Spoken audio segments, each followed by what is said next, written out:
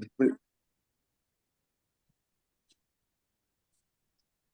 الله الرحمن الرحيم، والصلاة والسلام على سيدنا محمد وعلى آله وأصحابه أجمعين.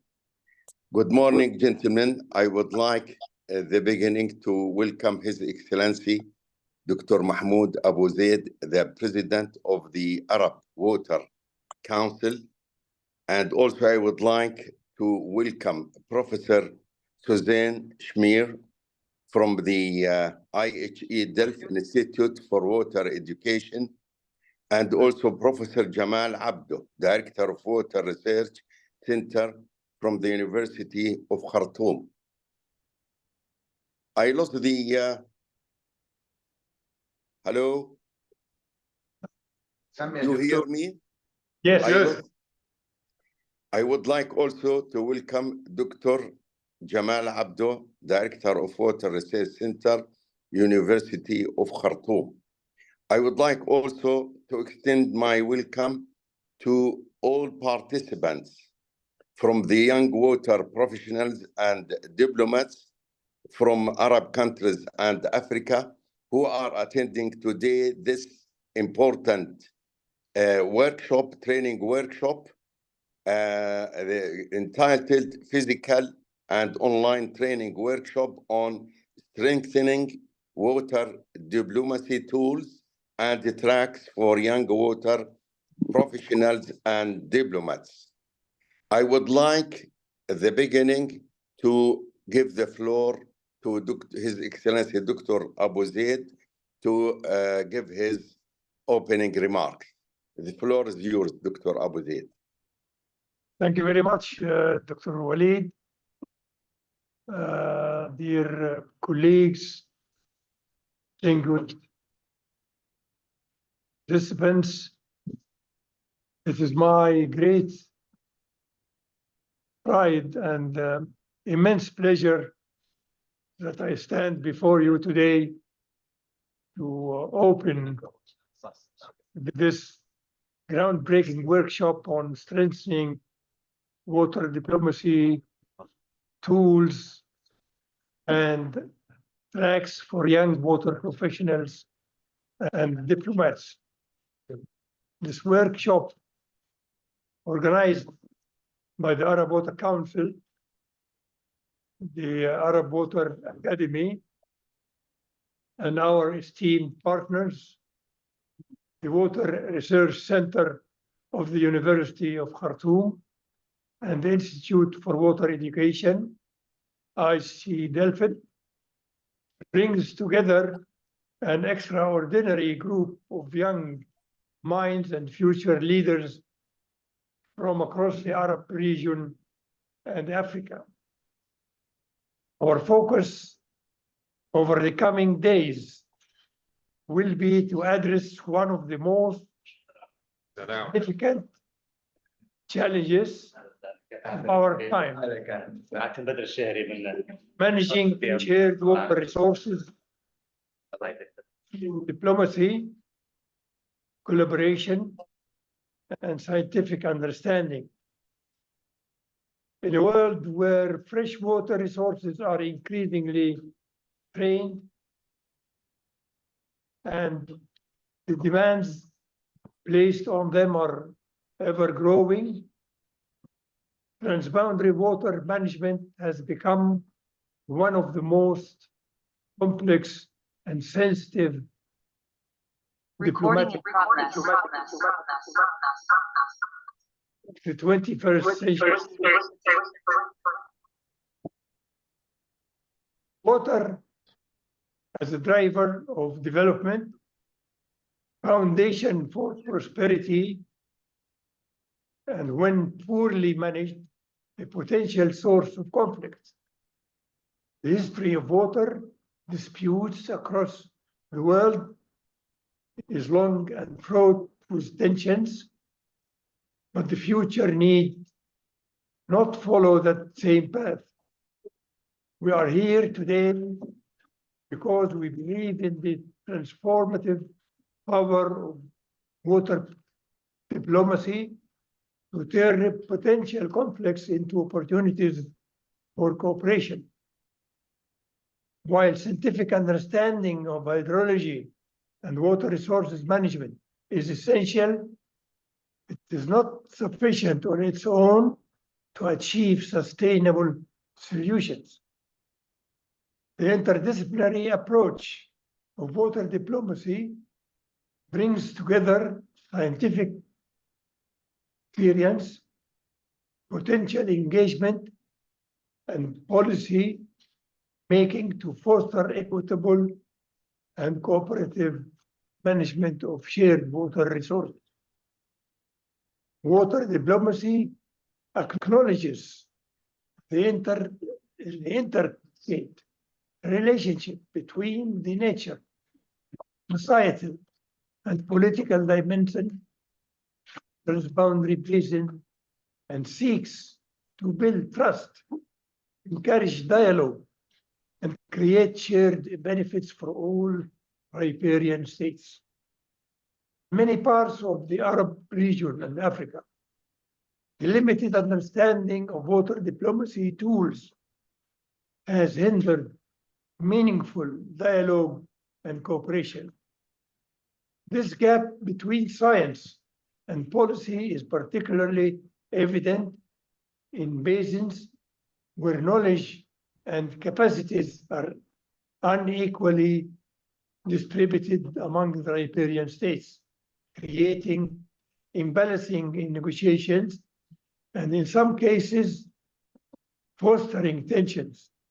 It is therefore of paramount importance that we enhance our collective capacity to engage in effective water diplomacy, particularly among young professionals and diplomats like yourselves. The workshop is designed to do just that. Over the next 4 days, you will delve into the core aspects of water diplomacy, from the fundamental hydrology of the Arab region to the complexities of international water law, institutional arrangements, and conflict management strategies. You will hear from world-renowned experts, engage in in-depth discussions, and participate in case studies and practical exercises. You will also explore the latest tools in multi-track diplomacy and negotiation techniques, which are essential for navigating the multifaceted nature of transboundary water cooperation.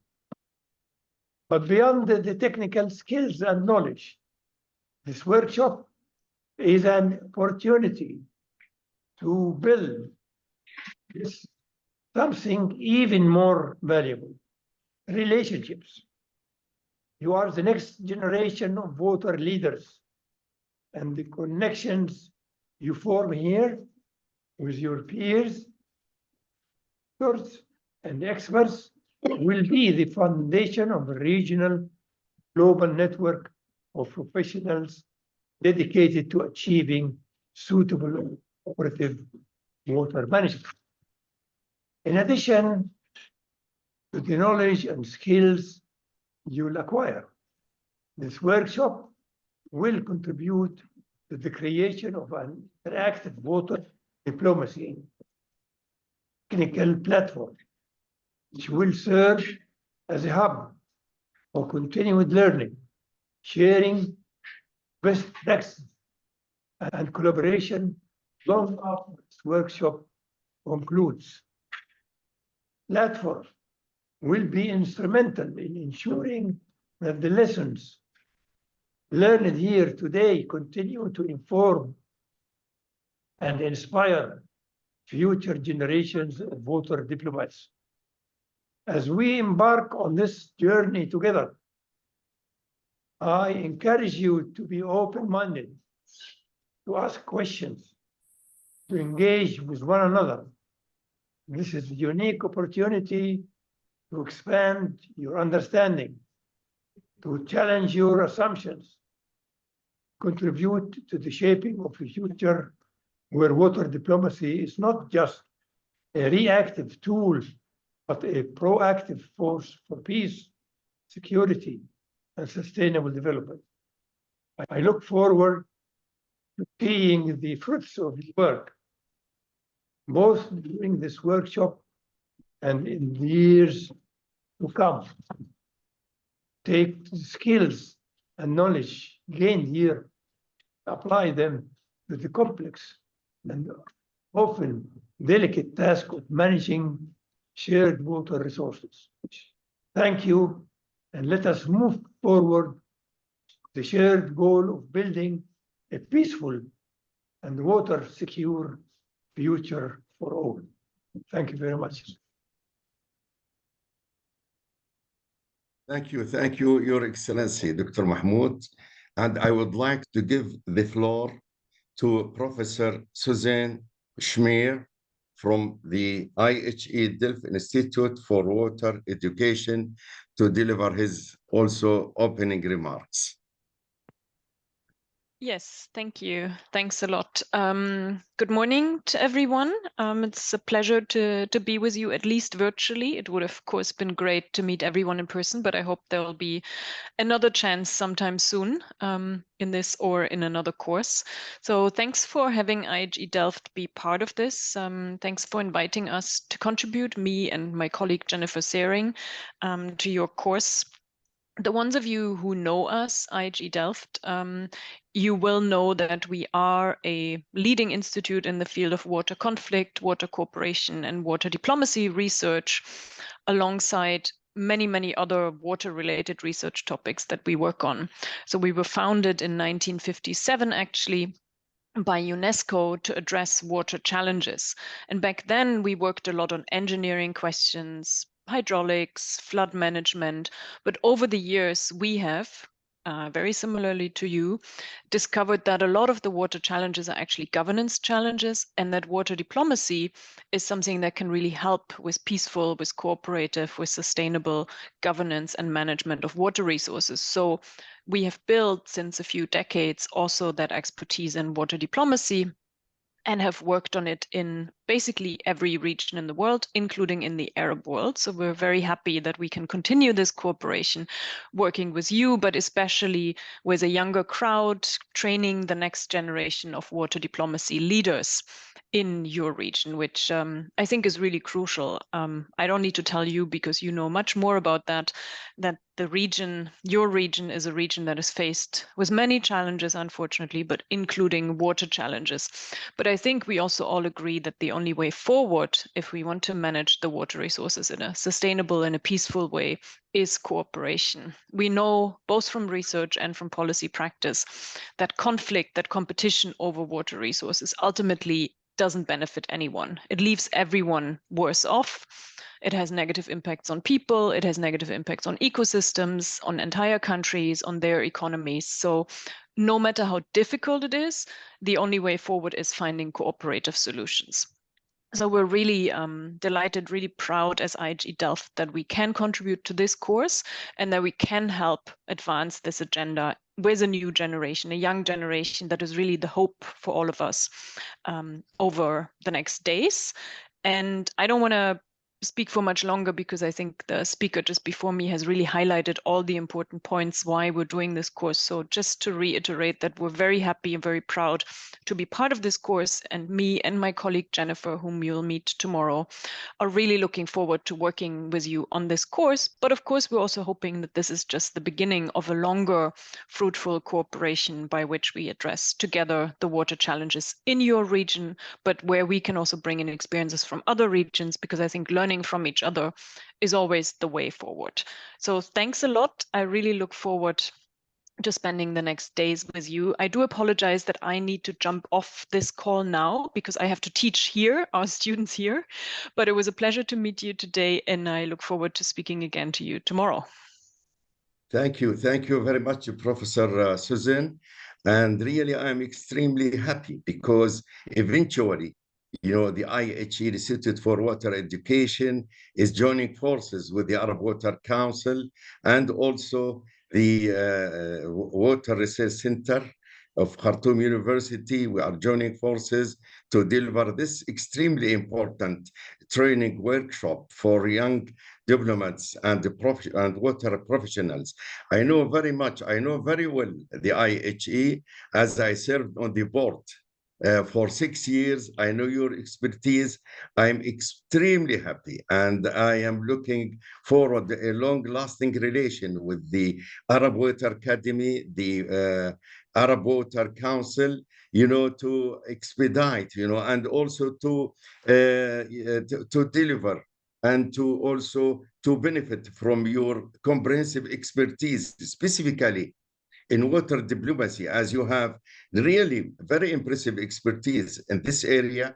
And I think our young professionals and diplomats, not only in the Arab region, but also in Africa and many developing countries, we are thirsty to have really a knowledge which enhance the spirit of cooperation and also the spirit of utilizing water diplomacy and the science, to achieve sustainable management of the transboundary shared river basins in the Arab region, in Africa, and elsewhere in the world. I would like now to welcome the next guest to deliver his opening remarks. I am delighted to have Professor Jamal Abdo, Director of Water Research Center, University of Khartoum, to deliver his opening remarks. The floor is yours, Dr. Jamal. Thank you very much, Professor Walid.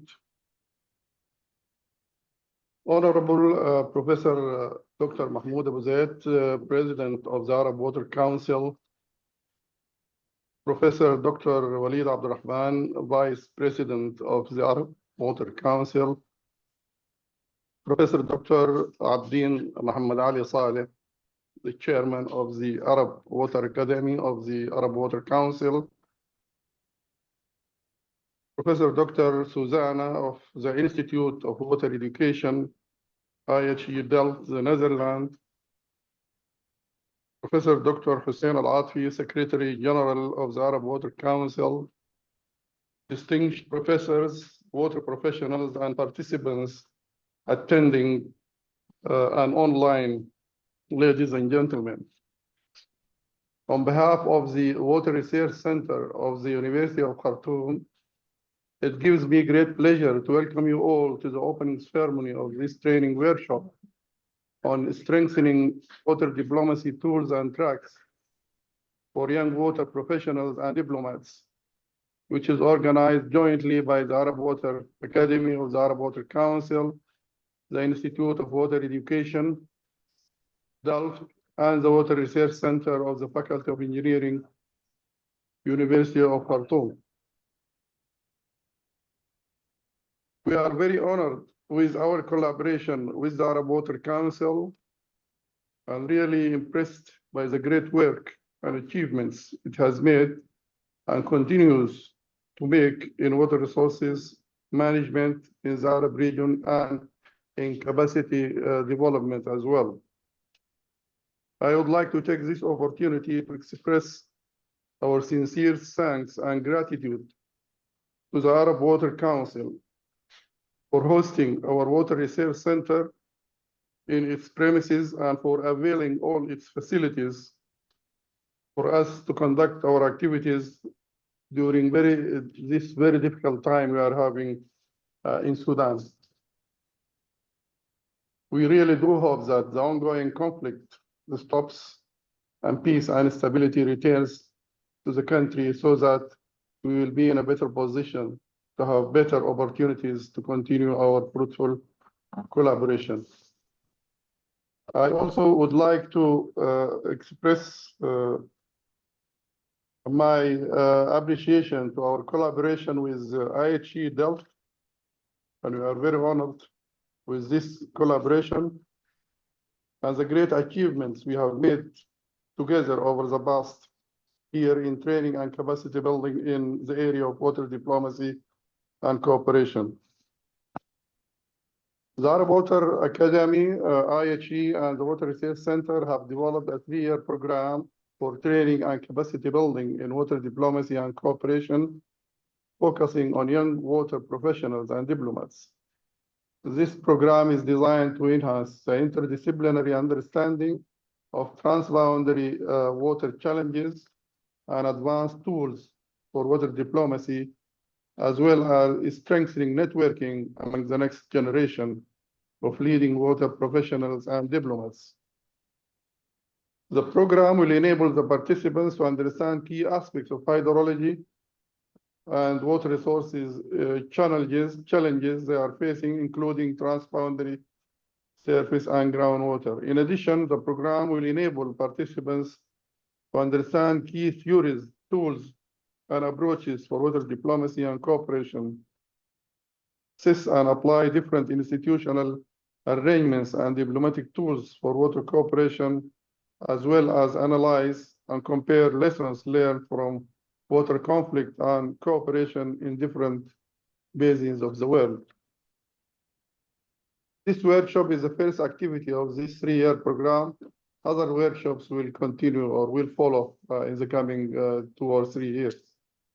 Also, policy dialogues will be convened during this 3-year program to facilitate dialogue between stakeholders and promote collaboration, trust, and confidence building between the participants from different basins. Within this program, an interactive technical platform on water diplomacy will be developed, which will gather all participants involved in this program and others. The platform will be designed in such a way that it will aggregate and disseminate best practices and lessons learned between experts and young professionals, and open discussion in different topics and themes of water diplomacy. In addition, all material and videos of training, workshop, and policy dialogues will be available in the platform. Over the past year, we have developed a network of, a water diplomacy network in the Nile Basin and some of the Arab countries. And I think this will be a good, base for our intended platform, which is going to be built during this program. Finally, thanks to you, thanks to all those who have been actively working in the preparation of this workshop. I wish you all a very successful workshop and useful deliberation. Thank you very much. Thank you. Thank you, Dr. Jamal, for your opening remarks. And now we are moving to the next small, I can't say delivery and summary about the workshop. And I would like to utilize a few minutes to give an overview of this extremely important workshop about strengthening water diplomacy tools and tracks for young water professionals and diplomats.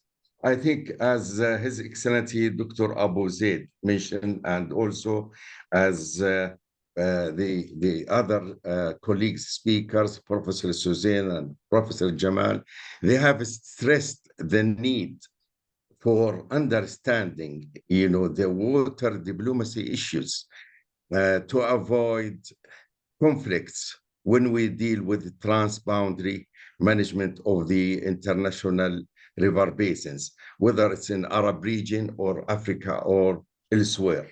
And I think, in our region, the Arab region, there is really a great misunderstanding of the water diplomacy and its relation with science, and also its relation with social, economic, and also scientific approaches in dealing such issues. I think this workshop, the objectives of this workshop, they can be summarized in the following. First of all, to enhance the interdisciplinary understanding of transboundary water challenges in Africa and the Arab region. Second, to learn more about advanced tools for water diplomacy, including Track 2 diplomacy.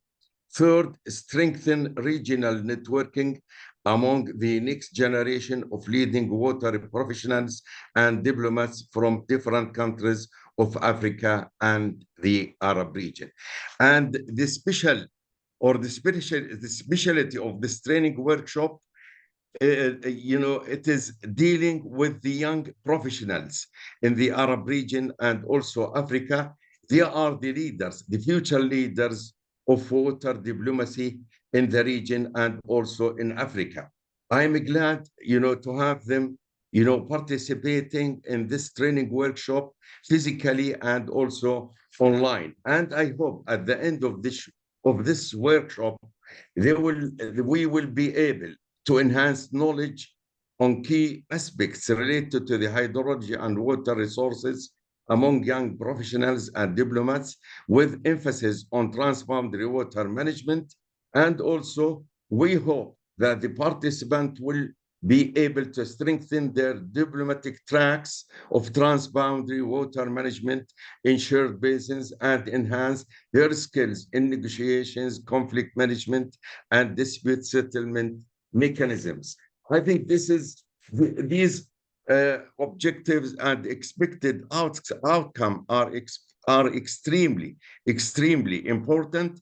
I am glad and I am happy that this workshop is characterized by really the delivery of this workshop by a blend of expertise, not only in the Arab region, but also worldwide. I think I am glad to have the IHE, Delft Institute for Water Education, with their international expertise in water diplomacy in most of the countries or most of the regions worldwide, and also the Water Research Center of the University of Khartoum, who has really extensive experience in delivering such training workshops, and also the Arab Water Academy, which has also expertise in delivering such workshops in the area of water diplomacy. Since about maybe 6 years, we started through the Arab Water Academy.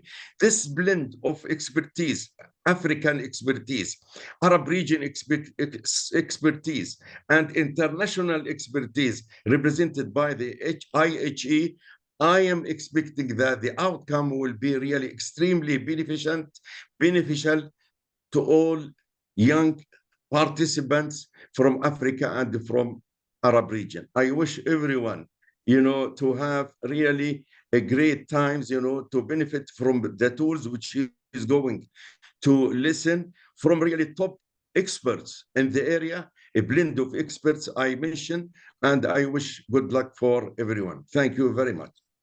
I would like now to move to the next speaker in the program. I think the next speaker in the program is Professor Abdin Saleh. And Professor Abdin Saleh, before he starts his presentation, I would like just to give a short information about his CV. Dr. Abdin Saleh, I know him very well. I'm proud to know Professor Abdin Saleh since so many years. He got his BSc from in civil engineering, University of Khartoum, his master and PhD from a very knowledgeable, reputed institute, Imperial College, in 1972. He served as a professor of civil engineering, water resources, University of Khartoum. And then he also, I know him when he moved to Saudi Arabia, where he used to teach in King Saud University. He is very knowledgeable professor in different disciplines of water resources, engineering and management. And also, he has long CV. I would spend maybe half an hour to explain his expertise. He moved, I think, after that to UNESCO regional office, and he became director also of the IHE, vice president or vice director of the IHE program in the UNESCO between 1993 and 2008. And he also served on the board of the IHE Institute for Water Education. He is currently he also served as consultant to almost all United Nations organizations in the field of water resources engineering.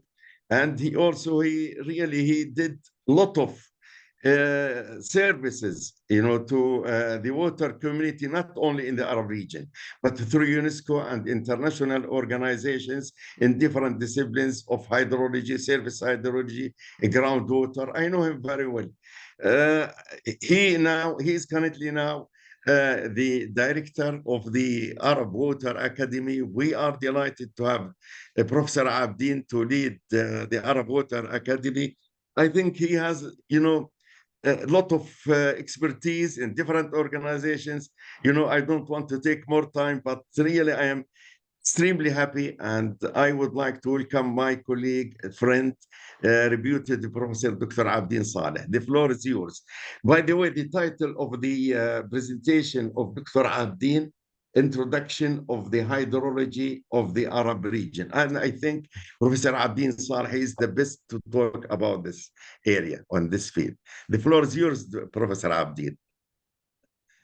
Thank you very much, Professor Walid. I think you said a lot about me. I'm just a humble university person for some years, and then UNESCO maybe for other years. Thank you very much.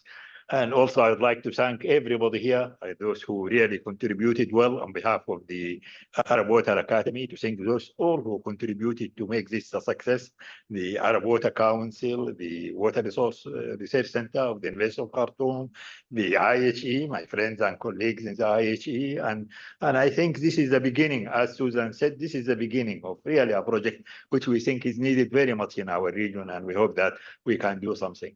We designed, as Professor, different colleagues spoke about the purpose of this workshop. In fact, the division of it is made that the first day would be an introductory information, because we have participants from different disciplines. We have engineers and scientists from geology and from other, and we have also people from the other important subjects, that is the legal subjects, the diplomatic subjects, the social subjects, and that is why the first day is really would be an introduction, including my presentation. And also, I was very happy and very grateful to IAWC and to WRC and to IHE, whom I am part of them also, and I feel very privileged to be part of them, that we have really accepted over 70, I think, close to 80 participants for this workshop from the so many numbers who applied. And I'm so happy to see that almost a minimum of 12 countries from the Arab region are really partners, and they applied to be in that course, which I think they are right about that, because we need it, not only in the places where we have river. I'm also very proud that 8 African countries, including the Arab African countries, are here too. And I'm also happy to see that even from Asia, outside the Arab region, we have a participant.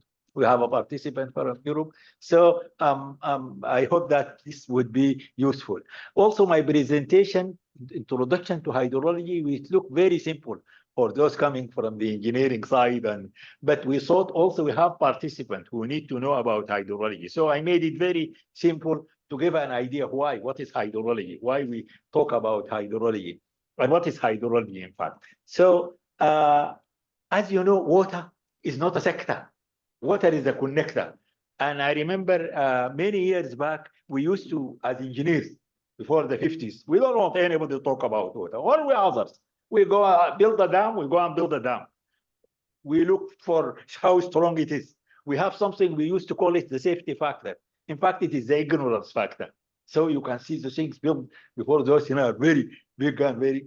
But later on, we learned that, no, we need to know really talk with others, then it's benefit cost. So they started pressurizing the engineers to make, no, not only tell us the benefits cost for that and see. Then after a while came a pressure on us in the 70s. The environment impact assessment should be part of it. So the environments came. And in fact, in some countries, they were so strong that they failed president. President Carter I was in America at that time on sabbatical leave, and he couldn't make it for the second time because he made a law that no dam should be built except if the environmentalists they say yes.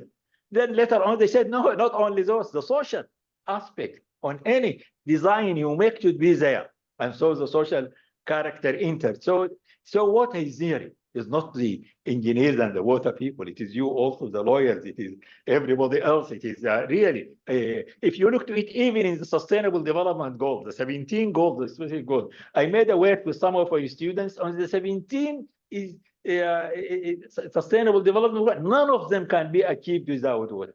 Some are very, very close to water, about 5 or 6 or 7. Some of them are a little bit 50%, but even the one in the large one, the 3 or 4 in the large one, water is important. So water is really the business of everybody. Also, when we look to water in the earth. Can you make it in the Now, make it in the presentation mode too? yeah, you might do that.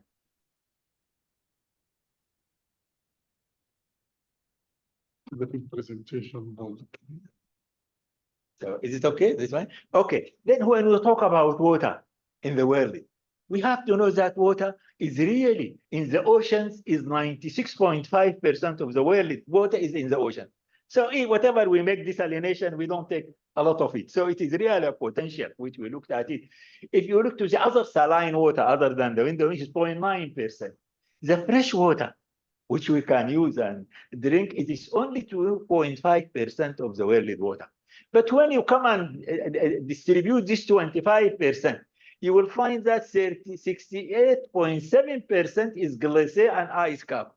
That is why we are so frightened that what would happen if this started with climate change and thing to, and then groundwater, which is very important, is really represents 30%. Professor Jamal and Professor Walid would be very happy because they are the master of this field of groundwater. And I think in many parts of our countries, we don't look to it as no, it is a great potential. The surface water is only 1.2%. From the 2.5% of fresh water, only 1.2% is surface water. When you come and look to the surface water in the world, and that is the 1.2% of the 2.5%, you will find that 69% of it is ground ice and permafrost. This is really larger than. Then the lakes are about 20.9%. And the soil moisture, the one in the soil, is about 3.8%. And the water in the atmosphere, which is part of, is 3%. And the water in the living thing, you know our water, we are moving water really. Everybody is moving water, including Dr. Khalid. So the water in the living organism is really a major part. But the water in the rivers, which we fight and we kill each other with, represent 0.4, 0.9%. That is from the 1.2%, which is from the 2. So we are fighting really about the water, which is very little. What is the use of water? Generally, we used to teach our students 70% globally. 70% is in agriculture, 22% in industrial, domestic 8%. Sometimes some people, they say 10% domestic, industrial 22%. Those figures, what I have here is really a figure which came from Sheklumad, but it changed really. But I just want to give you an idea. Then when we talk about hydrology, the first thing as a teacher I used to teach the students is the hydrological cycle. So I'm sure you heard, even our colleagues, the lawyer, you are from background engineering or lawyer? From engineering. So you are from law. You are from law. So we always talk about the hydrological cycle, and we thought it is fixed, the hydrological cycle. In the world, it is a fixing the hydrological cycle. What is the hydrological cycle? We have water in the atmosphere as a result of evaporation from lakes, from rivers, from open water, and transpiration from plant and greeneries and things like this. All this goes up there and condensate. And it will come down as precipitation. Precipitation, not only rain. Rain is part of it. It could be in the form of frost, in the form of ice. Then again, you know, this process again from the rivers and some of this water will run runoff in wadis to rivers, in as floods and killing many people. Some of it is go down to the earth and as groundwater. And this is where really we have a lot of water like this. And so the whole thing, they call it the hydrological cycle. Some they ask now, does the cycle accelerate it with a lot of intervention, which we did in the world? I remember when I was in UNESCO, we tried to see this thing. Is the cycle changing? Are there, as a result of that, increased risks? Is it growing vulnerability? We have to see that there is a vulnerability growing as a result of this change in the hydrological cycle, which to many years, I mean, I taught Professor Jamal, he was my student. I think when I taught them the hydrological cycle, I didn't tell them about any worries at that time. But now we are worried. We should be really worried. More disasters? Are we expecting more disasters? There would be less water for people? Are crises looming? Even I remember, Dr. Mahmoud can remember that. We made a conference in UNESCO, at my time in UNESCO, and we call it water looming crisis. What type of crisis? Is it global or local? So those questions were raised. And if you can see, I'm giving you just one example.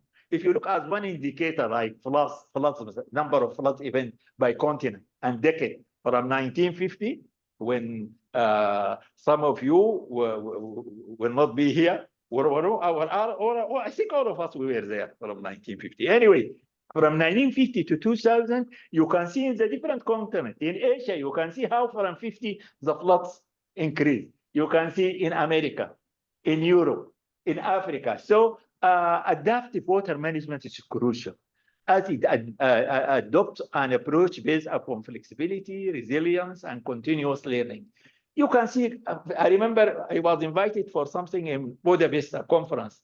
And then we couldn't go to the place of the conference because of flood like this was in Budapest, in Hungary. You can see things like this nowadays everywhere. We have it now in Sudan, and we have it in 2019. We have it again in 2021. We have it this year, and we have it in many places. By the way, even in Saudi Arabia, in Egypt, in many places really, even in China, you can find things like this. This brings us what is hydrology. I'm sure many of you ask, what is hydrology? Hydrology is really coming from two words, hydro and logy. Hydro means water. Logy means science. So hydrology means the science of water. Some say it is the science that deals with the occurrence, circulation, and distribution of water of the Earth and Earth's atmosphere. For our colleagues coming, of course, from engineering, we teach them hydrology and we teach them hydraulics. Hydraulics is really the way we disturb the hydrology. You know, we make dams, make things to change the things. So also there are some definitions which are used for hydrology. For example, in the Wikipedia, it is hydrology is the scientific study of the movement, distribution, and management of water on Earth and other planets, including the water cycle. There is another definition for the word. Hydrology is the study of the distribution and movement of water, both on and below the Earth's, groundwater surface, as well as the impact of human activity in water availability and conditions. So they increased it a little bit with the internet. There are global landmarks for hydrology, and I'm sorry that what I will come to the Mar del Plata I put at the top later on. Dr. Mahmoud knows very much that important conference in Mar del Plata in 1977. But I want to speak about UNESCO global initiative related to hydrology. Not because really I am related to UNESCO and I think my children, they think that UNESCO for me is like their other brother or sister UNESCO, and they are very jealous of UNESCO. But I'm so happy that I spent few years in UNESCO at different positions. But look at when UNESCO was produced at the beginning of its constitution in 1946. It is really 1 year younger than me, UNESCO, maybe 1 year and a half. They said war begins in the minds of men. It is in the mind of men that defenses of peace must be constructed. This is in the constitution of UNESCO. So anybody related in UNESCO, think about war and think being bad is real. And they think that this can be done. This is education and culture. At the beginning, you know, people really who are visionary and great. Then one of them called Huxley. In fact, one of the building of Imperial College is called after his name. And this Huxley said, no, science is orphan. So we have to add science. Science should be, and then it became UNESCO. Well, you put the science. And it is within the science when UNESCO was established in 1946 They thought that really there is a problem in the arid zone. That is our part of the world is really extremely arid. And they thought that the arid zones are really very, and they started a fantastic work project called the Arid Zone Project. And it was really a cooperation, a great cooperation in the world. Different countries of the world participated in that Arid Zone program. And it came out with a lot of information. Came up, they called arid zone. What is arid zone? What is semi-arid zone? What is extreme arid zone? And came so many equations on the Babu transmission, how to do it, and how to put to link this to the vegetation things. It was a great work, I think. Arid zone project. But when the arid zone project ended in 1964, the world said we did a lot.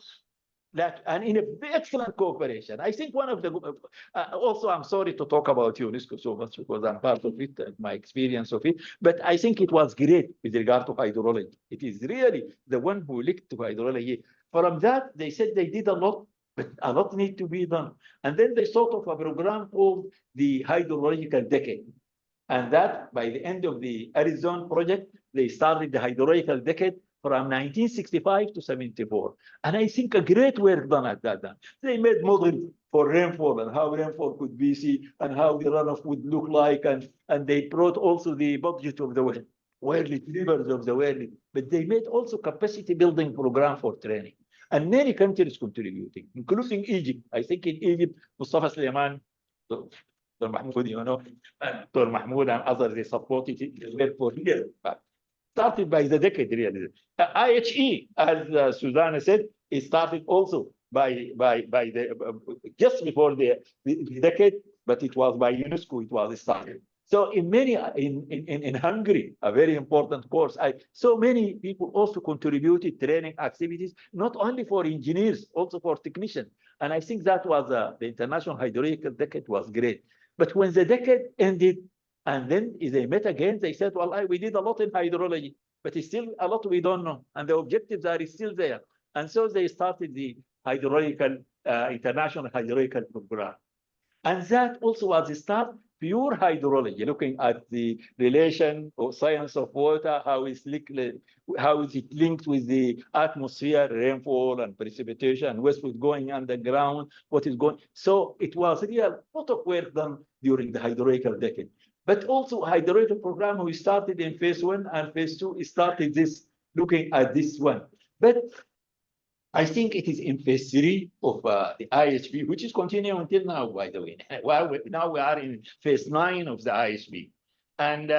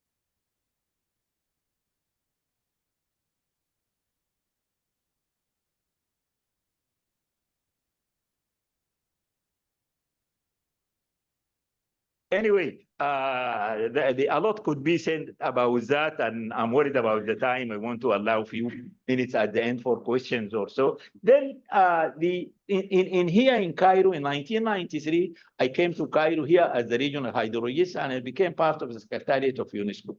And with the help of great men in here, and I'm sorry to say this, I hope that, but with the presence of Dr. Mahmoud, Abu Zaid, who happened to meet me in 1978 in Mexico. And from that time, we developed friendships and we worked together and things like this. I was lucky to find him here when I was appointed as the regional hydrologist for the Arab world. And then we sought with IHB 5, which put arid zone, water resources management as arid zone, one of its important parts. We started 2 networks, which were, we did a fantastic work in that. That is Wadi hydrology and groundwater protection. We thought groundwater is vulnerable.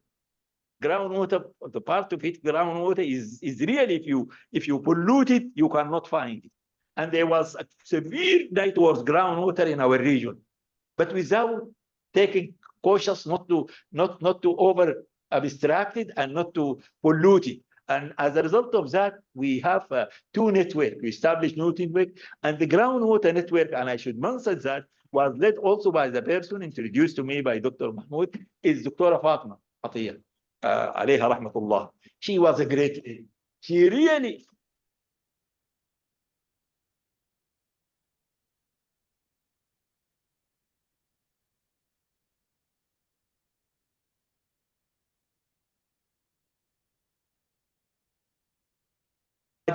are really unknown.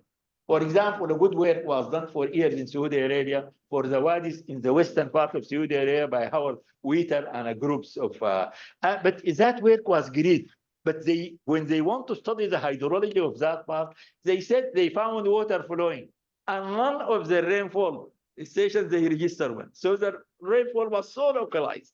And I really thought if that project was in the Western Saudi Arabia, the Southern Saudi Arabia, if that continued till now, I think we would have a wealth of information on our surface water. But unfortunately, it did not continue, but it was a great knowledge and a great teaching. And I'm intending at one time to ask Howard to give us a webinar or something on this, the international hydrology. Then the post-Joseph groundwater, by the way, and Wadi hydrology, when the council met in Paris, if you notice the whole council, the only program which they don't take money out of it, at that time we have the DG of UNESCO Mayor, he goes everywhere and gives money. So we cut it from the budget. The only budget which they not touch is water. Even Mayor himself, directly he left.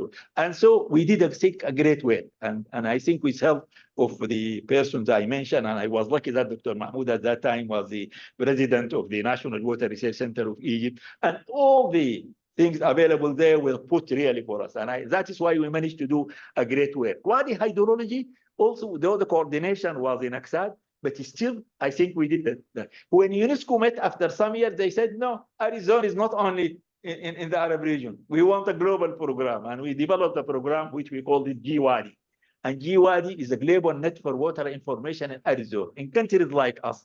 And a lot of work came from that GWADI network. But I'm not sure how many in our people they can do it. And I think also UNESCO as a cooperation, we managed also to oblige a program called Friend Nile. And I think that also was a great success for Nile. We brought also the 10 countries of the Nile in this program. It is a scientific program where we managed it. This brings me to a Paris one, the global regional map related to hydrology, the Mar del Plata conference. I think the UN conference in 1977 was the first one which asked the world, every place in the world, they have to do their world assessment program. They have to do an assessment of their water program and a management strategy for their water. And I think the idea of that conference in 1977 was the establishment of a UN even water conference, but politics work and this did not go. But the recommendation which came from there, UNESCO and WMO worked on it. And we worked closely with WMO. During my time in Paris in UNESCO, we really used to meet twice a year, half of it in WMO and half to coordinate, because they are doing the operational part. That is helping countries to build their monitoring capacities, and we are doing the scientific part of hydrology. So that they call it ours is the International Hydrological Program. Theirs is the Operation Hydrological Program of WMO. I think they contributed to hydrology a lot and to our knowledge a lot. Coming back to our region, you can see our region really, this is the rainfall in our region. And you can see it starts from less than 100 to greater than 800 millimeters. And you can see when Sudan was done, Sudan was the greatest blue. The blue one is the maximum water. But you can see the rest of our countries in the center is really less than 100 millimeters. So we are really in an arid zone. Unfortunately, with the separation of Southern Sudan, we used to say we have in the Arab region 2,000 billion meter cube of water in the form of rain. By the break of Southern Sudan, we lost 600, more than 600, in fact, billion meter cube. I don't know how we accepted that. In addition to 40 billion meter cube lost in the swamps of Southern Sudan. But in any case, you can see here the colors are different because from another source. Also, you can see that the evapotranspiration, when you have the rain and it evaporates. So as you can see in the green, the evapotranspiration is less because there is no greeneries to me. Like in the rainfall is less than 100. So it is really how much you can make use of the rain in there is difficult. The third one also, it shows that now we think that water diplomacy is for rivers. Yes, rivers are important, but water diplomacy is needed everywhere.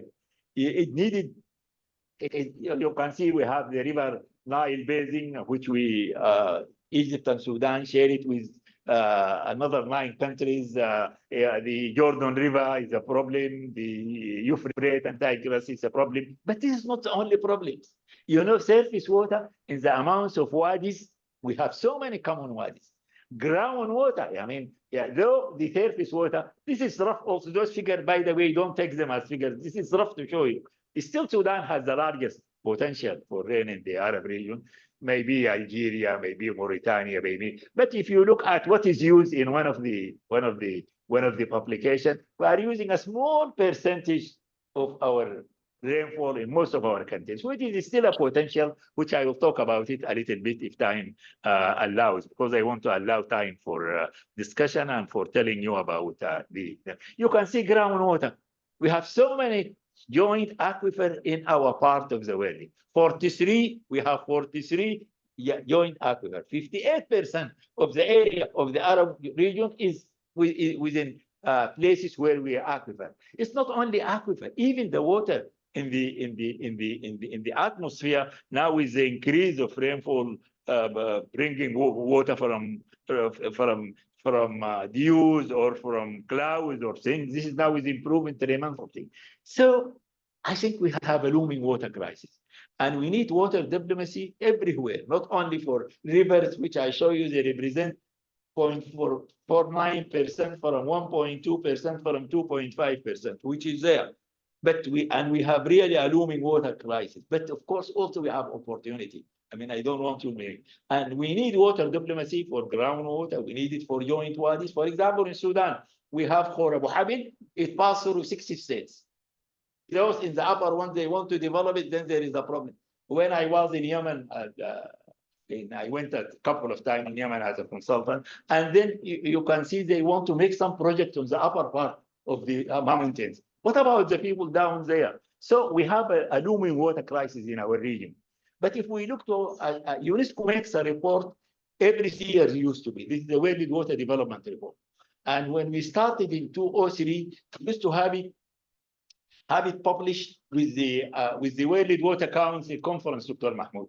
We used to have the World Water Development Report, and it's a long story. I can make a lecture about how we developed this report and the problems with the obstacle were against us in UNESCO. At that time, I was in UNESCO, and not to do this thing. But at the end, we made it, and we used to publish it each 3 years to fall with the World Water Council, which was established by Dr. Mahmoud. Really, I'm sorry, Dr. Mahmoud, you are really sitting in a place where I have to mention things which it has to be known by the people. Really, the World Water Council, the person behind it was Dr. Mahmoud, and the Arab Water Council is really a baby of the World Water Council, but a baby which is growing and very important in our region.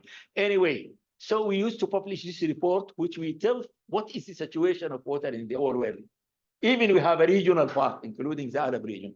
Unfortunately, after 3 reports, which we have done one in Water for People, Water for Peace in 2003, and this we publish it. We have it in Japan. We launched it in a conference in Japan. Then came in 2009 the Water in the Changing Planet, and then Managing Water Certainty. And we used to give a good idea about the situation in different parts of the world. Unfortunately, it is done by UN Water, which we manage in UNESCO to gather with us all the UN agencies working in water and all the important agencies which working in water. But unfortunately, some jealousies happened, and our colleagues in the UN, they said, no, we shouldn't have it that way. We should have it each year in a topic, in a specific topic. And by that time, I was called again as the director of the Water Division of Paris in 2011. And I remember I fought them not to, we leave it 3 years, and we leave it to publish it with the World Water Council conferences, which is 3 years. But unfortunately, I'm just going to tell you what came from this report, which was published in 2024. And in tell you what is the situation in the world with regard to hydrology and water, and the situation of the water in our region, in the Arab region. Freshwater usage is growing now in the world by 1% per year. So there is really growing, and our water is really decreasing. Agriculture takes 70%, industry 20%. This is the report which is published in 2024. Domestic 10%. Half of the world population experience water scarcity at part of the year. A quarter of the world population faces extremely high level of water stress, which shows that really we have to be uses 80%. This means that using 80% of their annual fresh supply. Climate change is projected to intensify global water cycle. If you remember, I asked at the beginning, is the cycle really? And to further increase the frequency of droughts and floods. Now we hear floods, which we didn't hear it last year, this year in Dongola and in northern Sudan. They had their houses for a month. So the flood came and the houses were. None of the SDGs 6, not SDG 6 alone, really. SDG 6, you know, our target. One of them is transboundary water and cooperation, which is really water diplomacy. But as I told you, the 17 goals are really linked to water and hydrology. But people are really not, especially in our region, we are not really meeting on track. We are very far from track, really, of the. As of 2022, 2.2 billion people without access to drinking water. Though we talked about we want everybody to have the 3.5 billion lacking access to safely managed situation. Water deficits can be linked to 10% of the increase in migration worldwide. International water law has developed principles and norms that provide the basis of transboundary water cooperation and can help to solve disputes. I hope so. Water diplomacy seeks to facilitate the political processes and practices aimed at preventing, mitigating, and resolving disputes over transboundary water resources. Look here, it is transboundary water resources, not rivers only. It could be really wadis. It could be water on the atmosphere. It could be groundwater. A large proportion of the world's freshwater resources are in transboundary aquifers, which I will show you. The report also talk about our region. The report said that 99 of the 22 states in our region are below the water scarcity threshold. You know, in water we say there is water scarcity. The water. Yeah, a long time ago we say if the average available water is 10,000, then you are really coming to poverty. If it goes less than that, it's extreme poverty. So 2/3 of the freshwater resources are transboundary in our region. And 43 transboundary aquifers cover 58% of the region's area. So this is also a coming really area where water diplomacy could be. Transboundary and cross-sectorial cooperation is crucial important. Main challenges to cooperation in our region is lack of data, especially in groundwater. In 2021, 7 Arab countries were in conflict with wide implication for water supply and infrastructure. I think nowadays they would be 8. Inference service when Sudan is coming inside it, unfortunately. And political cooperation in our related issues. Cooperation has a key role to play in breaking through climate and conflict crisis to ensure safe, secure access to water and sanitation to all. This is in our region. Recent advances in science and technology, and this is Dr. Mahmoud also mentioned it, recent advances in science and technology benefit sustainable water management. The data which could benefit us is the information and communication technologies, remote sensing, sensor equipment, citizen science, big data, and artificial intelligence. Yeah, Dr. Walid. Education and capacity development are key to addressing water. The gap in skill and capacity is more pronounced in non-technological aspects.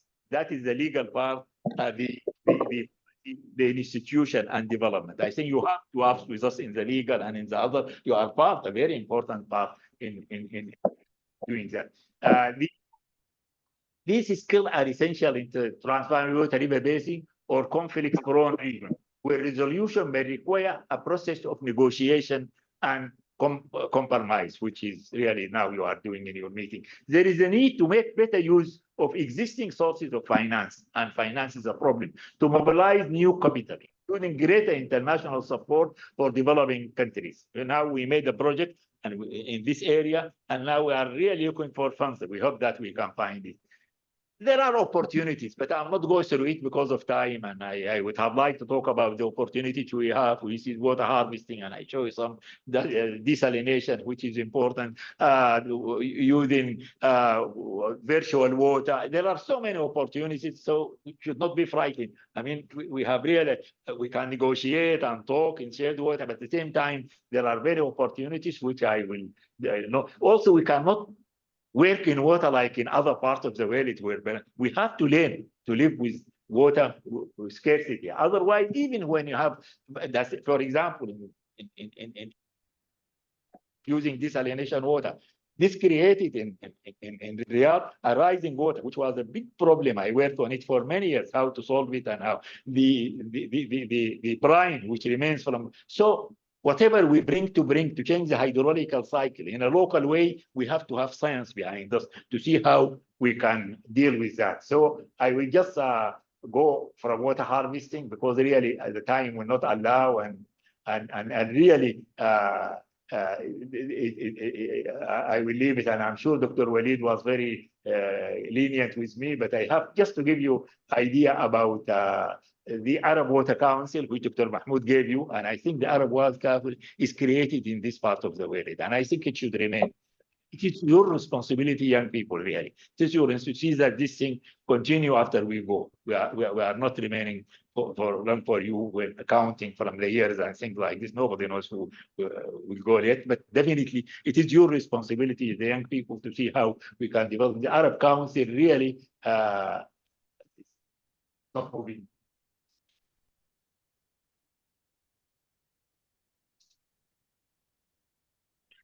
Yeah, so the mission of the Arab Council is really mentioned by Dr. Mahmoud, which is very important. That I will tell you, for example, now the main plan for 2023 to 2020 is implementing IWM, which is including non-conventional water, which is really very important. And since the Council develop a strong experience and network on that, promoting cooperation and sustainable development. This is really for shared water. And this is our meeting, which we today, addressing climate security and impact climate change. Yeah, show a slide showing what is going. Promoting water, energy, food, and ecosystem. Or very important, the next is supporting application of modern technology. So I think I will leave this because of the time. And then also I give one word or two about the Arab Water Academy, which I think it is very important. As Dr. Walid said, it was established in 2008. Its mission include enhancing skills, knowledge, and tools to develop further water strategies and policies based on integrated thinking across sectors, support active implementation of the learning beyond the academy by assisting the participant in any moves to develop the enabling environment, institutional framework, promote policies and organization capacity.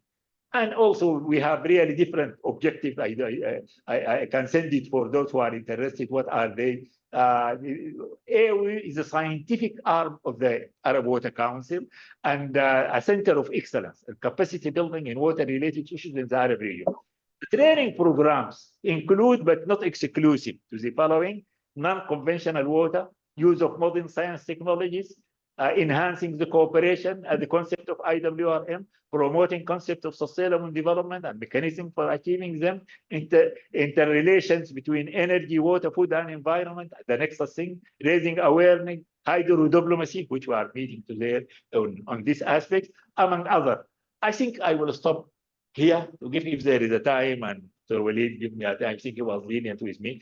I always bring some talk. Anybody who can solve the problems of water will be worthy of 2 Nobel Prizes, one of peace and one of science. I think one of the words which President Kennedy said, and I think it is true, and I think we need really to cooperate. We need to share benefits rather than sharing water directly. Thank you very much. I hope, Dr. Walid, there is a time for few questions from the floor, and especially those who are not here, because those who are here, we are together and they can ask me face to face. Thank you very much. Okay, thank you. Thank you, Professor Abdin, for this very, very informative presentation. And really, I hope that all the participants, I am sure they will benefit from this informative presentation. Maybe I can allocate 5 minutes to questions from the participants, whether they are physically attending or online. Is there any question here?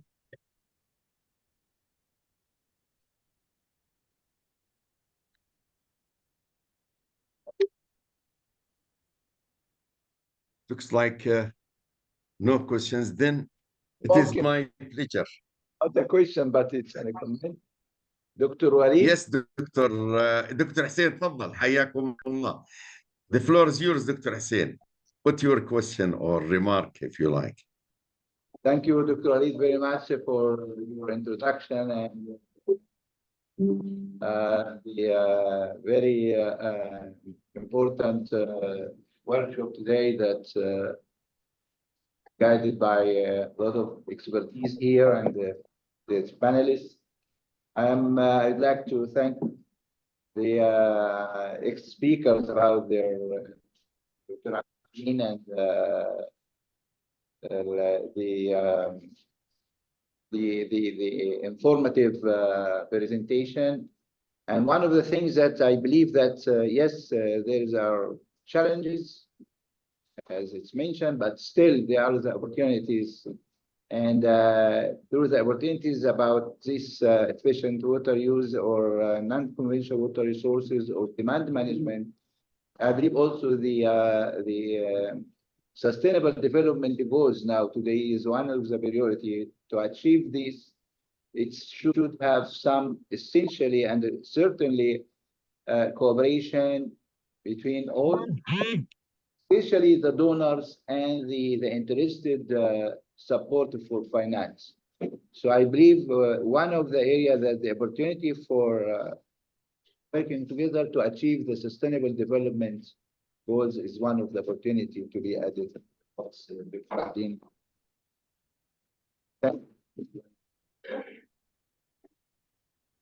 Okay, thank you, Dr. Hussein, for this remark. And I would like now to move to the next presentation. It is going to be delivered by Professor Khalid Abu Zaid. Dr. Khalid Abu Zaid, he is a Senior Regional Water Resources Director at Seydari. And really, Dr. Khalid Abu Zaid, as most of us know, that he is among the top professors in water resources in different disciplines in hydrology, groundwater, water utilization. And he has been extremely active in Seydari and also as a consultant to different international UN organizations and the Arab League. And he has been leading important activities and research programs in the Arab region. And I think I can say that he is among the top hydrologists in the Arab region. Specifically, has really extensive and comprehensive knowledge in the hydrology of Egypt and also the hydrology of the Arab region. And he is leading the editing and production and development of the water resources status in the Arab region, which has been produced by the Arab Water Councils. He is leading this task, and he is leading really extremely important tasks for different organizations, including SIDARI, in different disciplines of the water and hydrology, as I mentioned, with Arab League and also with several United Nations organizations. I am extremely happy and proud to introduce Dr. Khalid to deliver his presentation entitled Water Diplomacy Between Hydrological and Legal Aspects of Transboundary Shared Water Resources Management. The floor is yours, Dr. Khalid. Thank you. Thank you very much, Dr. Walid, and it's a great pleasure to be one of the lecturers in a very important training workshop. If we look at transboundary, or somebody called them shared water resources, basins, all over the world, we have about 145 countries that share basins. We also have about 261 transboundary basins. A lot of them are in Africa, 60 of them. 318 transboundary aquifers, and 50 of them are in Africa.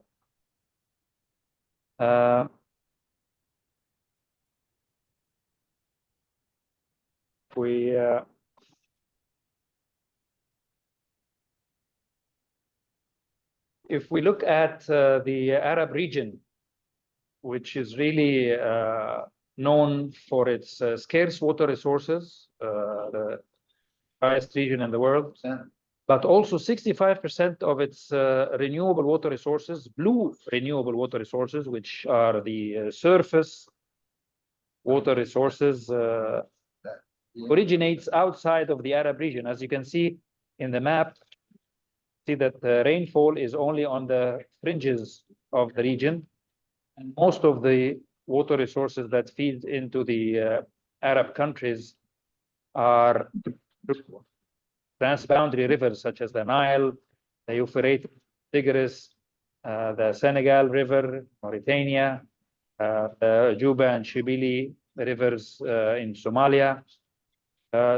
So there is a big portion, about 65% of this renewable blue water. Blue water is the water that is abstracted from rivers and groundwater, originates outside the Arab countries. Some of the main transboundary water issues and challenges include, of course, water originating outside the country, securing historical and existing water rights and uses, protection against upstream activities and infrastructure that may affect historical water rights, current water uses, joint development of additional transboundary water resources is sometimes not that easy, transboundary impact of shared waters exploitation, sharing hydrological data, especially climate change related information, prior notification and consensus mechanisms on planned measures or projects or on water resources, dispute resolution mechanisms on transboundary water violations. And each country would like to maximize, of course, their utilization and benefits. There are different criteria for defining water rights, equitable utilization, appreciable harm, and significant harm. There are different criteria for water resources assessment and the availability of water resources. What is considered renewable water resources, for instance, and we will talk about this. Absence of a widely accepted and in the meantime binding and enforced international law on the non-navigational utilization of international waters, although we have a convention, but still the bindingness of it and the enforcement of it is not that easy, and also its wide acceptance is an issue. The differences in terminology, use, and interpretation. Some call them transboundary waters, some call them international, some call them shared. Also, some call them historical rights or existing uses or appropriation rights or acquired rights. Also, the interpretation and the use of a water course versus a water river basin. To get into the details, let's start by what is known as the Helsinki Rules, which were developed in 1966. And in Chapter 1, Article 2, it talks about an international definition of an international drainage basin, which is a geographical area extending over 2 or more states determined by the watershed limits of the system of waters, including surface and groundwaters that are connected and flowing into a common terminus in that river basin. And the basin state is the state where it is a part of this international basin. In the Helsinki Rules, Chapter 2, there was an article about equitable utilization of the waters of an international drainage basin. And this article talks about several factors that should be considered in equitable utilization of the waters, including the extent of a basin in each state, the contribution of water by each state, the climate affecting the basin, the past and existing water utilization, economic and social needs of each state, the population, the comparative costs of alternative means of satisfying needs, the availability of other water resources, avoidance of unnecessary waste, practicability of compensation, degree of satisfying needs without causing substantial injury to other states. Recently, in 1997, the UN Convention on Non-Navigational Uses of International Water Courses was out for ratification by the UN countries, where the General Assembly called for the start of the ratification process. In this UN convention, they use the term water course as opposed to international drainage basin.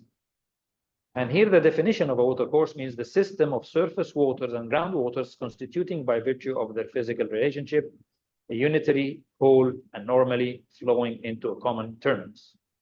And of course, an international water course means a water course, parts of which are situated in different states. It also had an article on equitable and reasonable utilization of international water courses. And the factors were almost the same as the ones in Helsinki Rules, except for some minor differences, which I'm highlighting here, underlining here, as you can see. And those differences were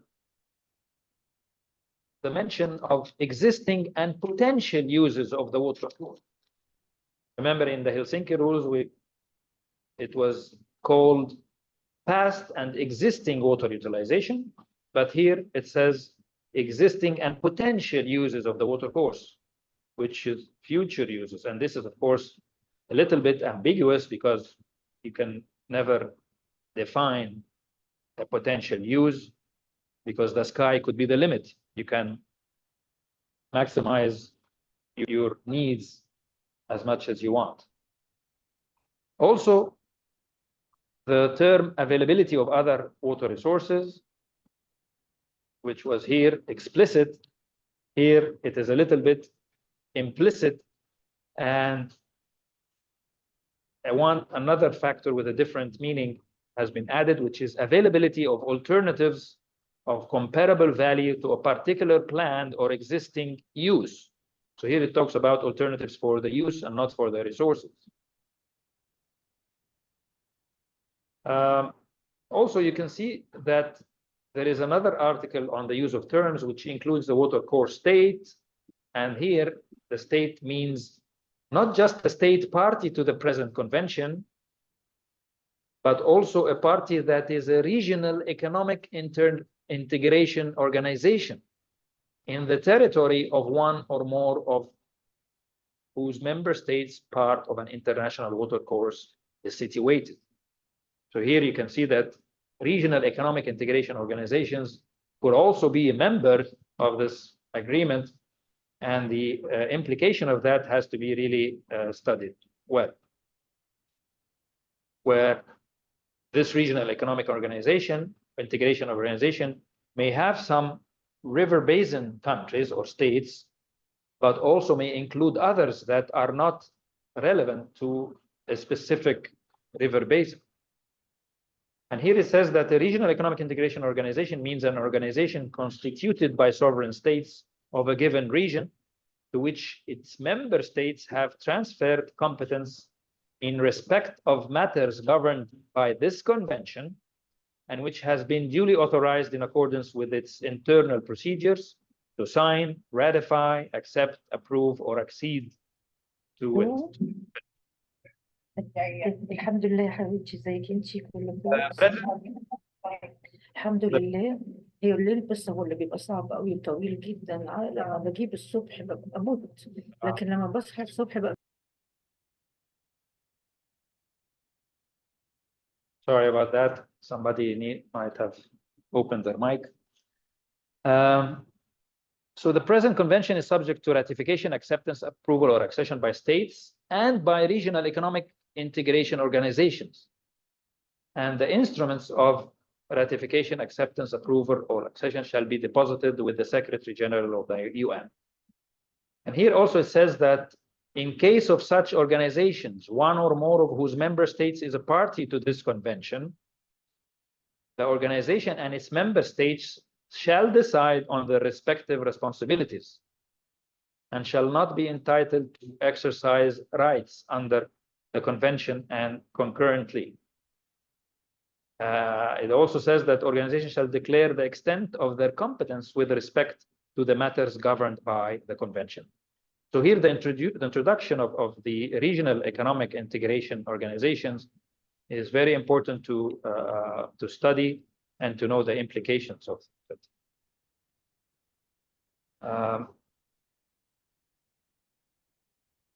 If you look at the 1997 UN Convention and the ratification status as of yesterday, actually, which is the 29th September of 2024, we are now almost 27 years since opening the convention for ratification in 1997. Now the convention counts 42 contracting states. And that's 10 years after it went into force in 2014, where there was a minimum of 35 states that needed to ratify the convention for the convention to be to enter into force.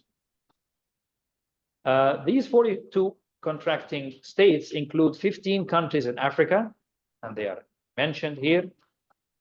Some of these countries are in the Arab region, such as Libya, Tunisia, Morocco. 9 countries are in Asia, and also some of these countries are in the Arab region, including Iraq, Jordan, Lebanon, Syria, Qatar, Palestine. Yemen has signed only, but not ratified yet. Europe has 17 countries. And you can see that some of these countries really do not have shared river basins. So they may not be affected one way or another by this convention. So one would question really whether this signature or ratification really has a significance to the importance of the convention to some of the very hot river basins that we have. Some of these countries even don't have rivers to start with. In almost 27 years, only 42 countries worldwide out of 194 UN countries have ratified the convention. This is only about 22%, even including all these countries that ratified and don't have rivers. They represent about 22 countries of the UN countries. Some of the contracting countries are not affected by the non-navigational uses and consumptive uses of transboundary basins, and some, as I mentioned, have no rivers. So now we ended up with a convention that a ratified convention by some and not other riparian countries of the same river basins. A ratified convention that's binding only to those who have ratified it. A ratified convention that is missing the river basins that are likely to face challenges. And a ratified convention that addresses the basins' environmental concerns, but that may not address the developmental aspects of some countries, specifically the consumptive uses and the non-navigational uses. A ratified convention by countries that are not affected one way or another, maybe by the convention. Here I want to address several issues about transboundary water resources management. And the first thing, which is maybe new to some of you, but maybe some others have heard about it, but recognizing the potential of green water. And here we want to talk about the blue water, green water concept in shared river basins. And for those of you who don't really know what blue water and green water are, blue water is defined as surface water or groundwater that is abstracted manually for the purpose of development or production, whereas green water is defined as the portion of beneficial abstractions of renewable water resources from green cover, which comes from atmospheric water directly and is consumed by rain-fed agriculture, natural pasture, and forests. And here the term basin is closely related to the consideration of blue and green water in the assessment and the associated green cover of natural forests, natural pasture, rain-fed agriculture, as well as irrigated agriculture and other uses, which suggests more equitable allocation and benefit sharing, because some countries have green water and some countries have green water and blue water, and some countries have blue water only and depend only on blue water, which is the water in the rivers or in surface lakes or renewable groundwater that may be abstracted. And just to look at what crop consumption all over the world uses, this is a map showing blue water used for crop consumption. And this map shows the green water for crop consumption. You can see that there's a lot of green water that is used for crop consumption than blue water. This figure also shows a similar indication that out of the 110,000 kilometers of cubic meters of water per year that falls as rainfall, 56% of this goes to green water for grazing lands, biodiversity, bioenergy forests, and landscape. 4.5% goes to rain-fed agriculture and crops for livestock. 0.6% goes for aquaculture. 1.4% here goes for irrigated agriculture, and 1.3% goes for storage and water evaporation, whereas cities and industries abstract 0.1%. And this is what blue water is used for. As you can see, it's a little bit compared to green water. But everybody is fighting over this blue water, and this is what is causing most of the challenges here. And that's why we need to make use of the availability of green water and also recognize that it's actually being used not just in the countries that share basins, but also in the basins, in the shared basins itself. If you look at virtual water in meat, which is an indicator of the importance of green water, grazing lands, because most of the livestock production is on grazing lands that feed from natural pastures which are using green water. 1 kilogram of meat uses 15,500 liters of water, and this is mostly green water in livestock production all over the world. The example of Egypt and Ethiopia as an example in this meat trade, or beef virtual water trade. In 2015, Egypt's consumption of meat was about 700,000 tons per year. And that's equivalent to about 10 billion cubic meters per year of virtual water that Egypt is consuming through the meat or the beef that it's consuming. In that year, Egypt also was importing from Ethiopia about 150,000 tons per year of meat, and that's about 20% of its consumption. And if you convert that into virtual water, and here it's virtual green water because livestock production in Ethiopia is depending on green water and natural pasture lands, it is about 2.3 billion cubic meters per year. So it's like Egypt is importing virtual water, virtual green water in that amount from Ethiopia. And here it shows the importance of not just looking at water or sharing blue water, but also sharing green water or virtual green water and going beyond the river and what the benefits could be from other water resources in the same shared basin, let alone other basins within some of the countries. If you take the Nile Basin as an example also and see how green water contributes to livestock, if you look at Egypt and Sudan, which are hosting about 2/3 of the livestock heads in Africa, this consumes about 150 billion cubic meters per year. This is about 3 times what Egypt is using for agriculture, industry, municipal, and other uses. So should the huge amount of green water be ignored because it's not appearing in many of the renewable water resources assessments? And should this be ignored then and challenges and fighting and competing be on the little available blue water?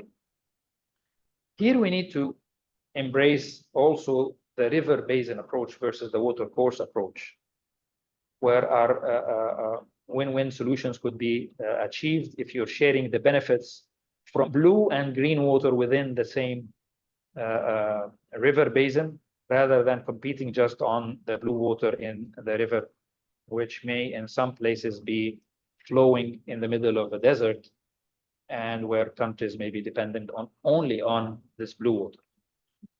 So the difference between a basin and a water course has to be clear. The difference in wording between water course in the 1997 convention and the drainage basin in the 1996 Helsinki rules could be of extreme significance in many cases. Renewable water resources can be classified into green and blue water. Drainage basin corresponds to blue water plus green water, and water course corresponds to blue water only. We need to realize the difference when you're looking at the hydrological aspects of a shared river basin. We need to be looking at the differences between upstream and downstream conditions. If you take the Nile, for instance, and look at Ethiopia, which is an upstream country providing 85% of what water flows to Egypt, you can see that the river itself has greenery in the basin outside the river, whereas downstream, the river may be flowing in the middle of the desert, and countries may be depending only on the blue water here. So you have upstream countries which are using blue water and green water, whereas downstream countries may be dependent 100% on the blue water in the river itself. So if you're looking at downstream, upstream sustainability and adopting the green-blue water and the basin water course, upstream, downstream balance, we may be looking at such a model here, where in the upstream, there is more dependence on rain-fed agriculture. There is use of blue water for hydropower when it doesn't have impacts, of course, on downstream countries. You can have, of course, green water. More of the green water is being used for upstream countries, but also the green water, the renewable groundwater upstream is also a resource that could be used, because this is where the countries receive rainfall and it can recharge the groundwater, and this could be used upstream. And you can use the river basin water as a whole, where there is the use of the green water and the blue water. Whereas downstream countries, they may be depending more on irrigated agriculture versus rain-fed agriculture, because they may not have that much rain, or they may not have rain at all. They may be depending more on blue water for downstream.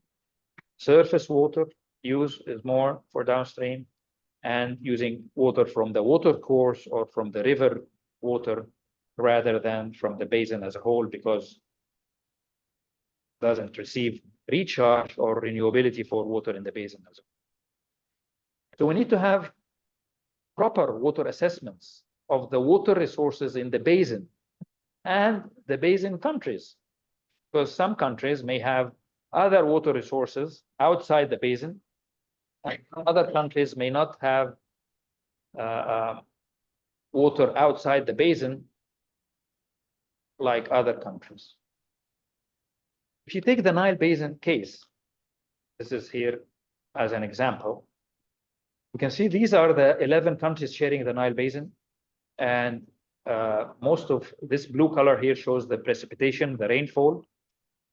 Here, the Nile Basin receives about 7,000 billion cubic meters per year on average of rainfall, whereas the Nile Basin itself, which is part of the country's boundaries in the middle, like this here, it shows the Nile Basin only constitutes part of these 11 countries.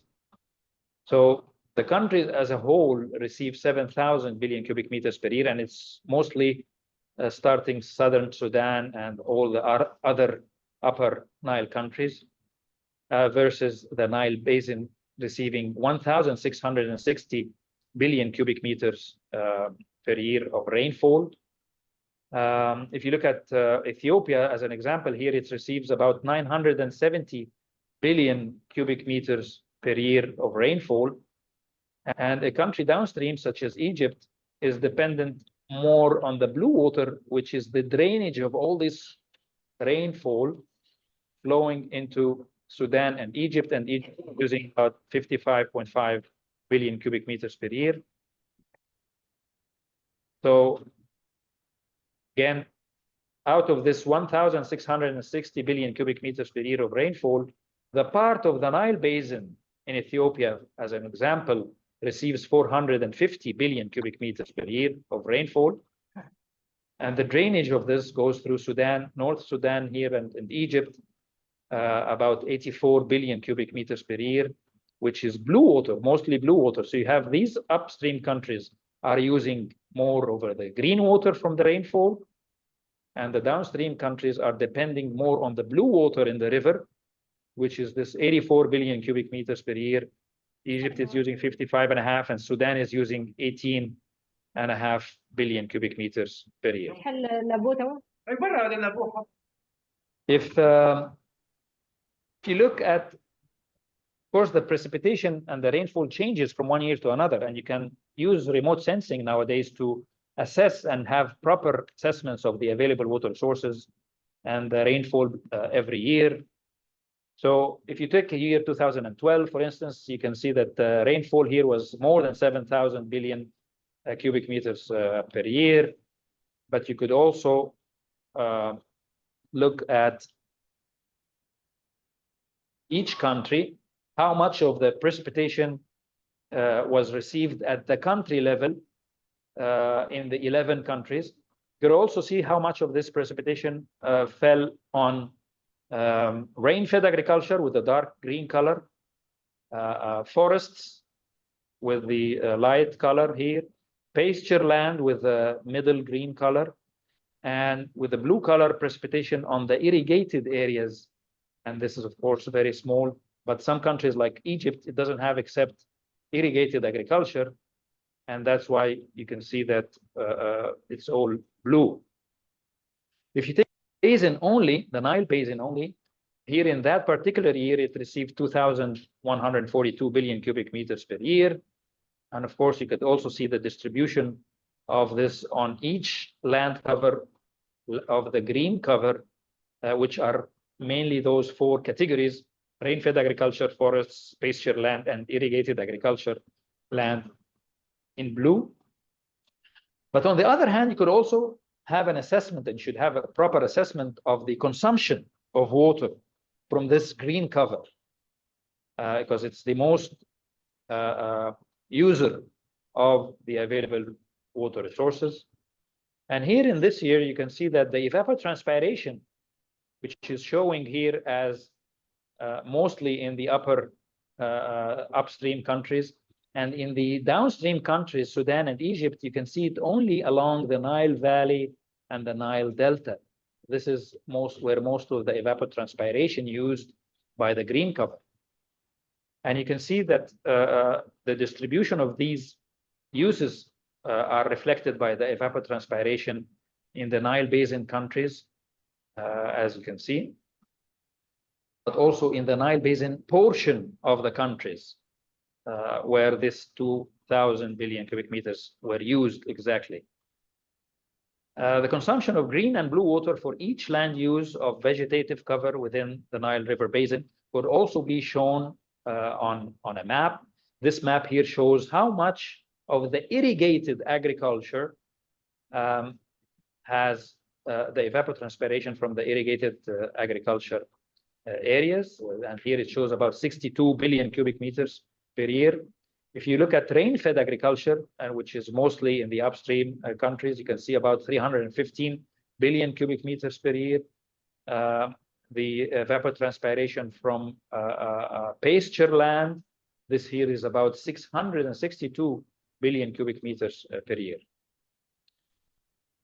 All this rainfall that falls on the countries, we need to understand where this water goes. You could have a balance, water balance, and you can see the most of the water consumption, of course, goes to livestock production and to agriculture. And if we take those two as an example of the most water consuming sectors, and look at water balance, looking at here the Egypt, Ethiopia, and Sudan within the Nile Basin. Egypt, for instance, has 19 million heads of livestock, and this consumes about 14 billion cubic meters per year. And it's mostly blue water. Here you can see the blue drops.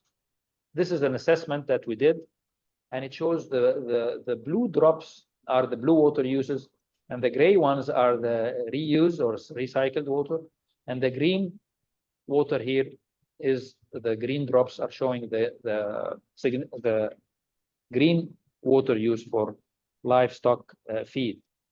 Ethiopia has about 106 million heads, and this uses about 84 billion cubic meters of water. Sudan has about 106, and this uses about 60 billion.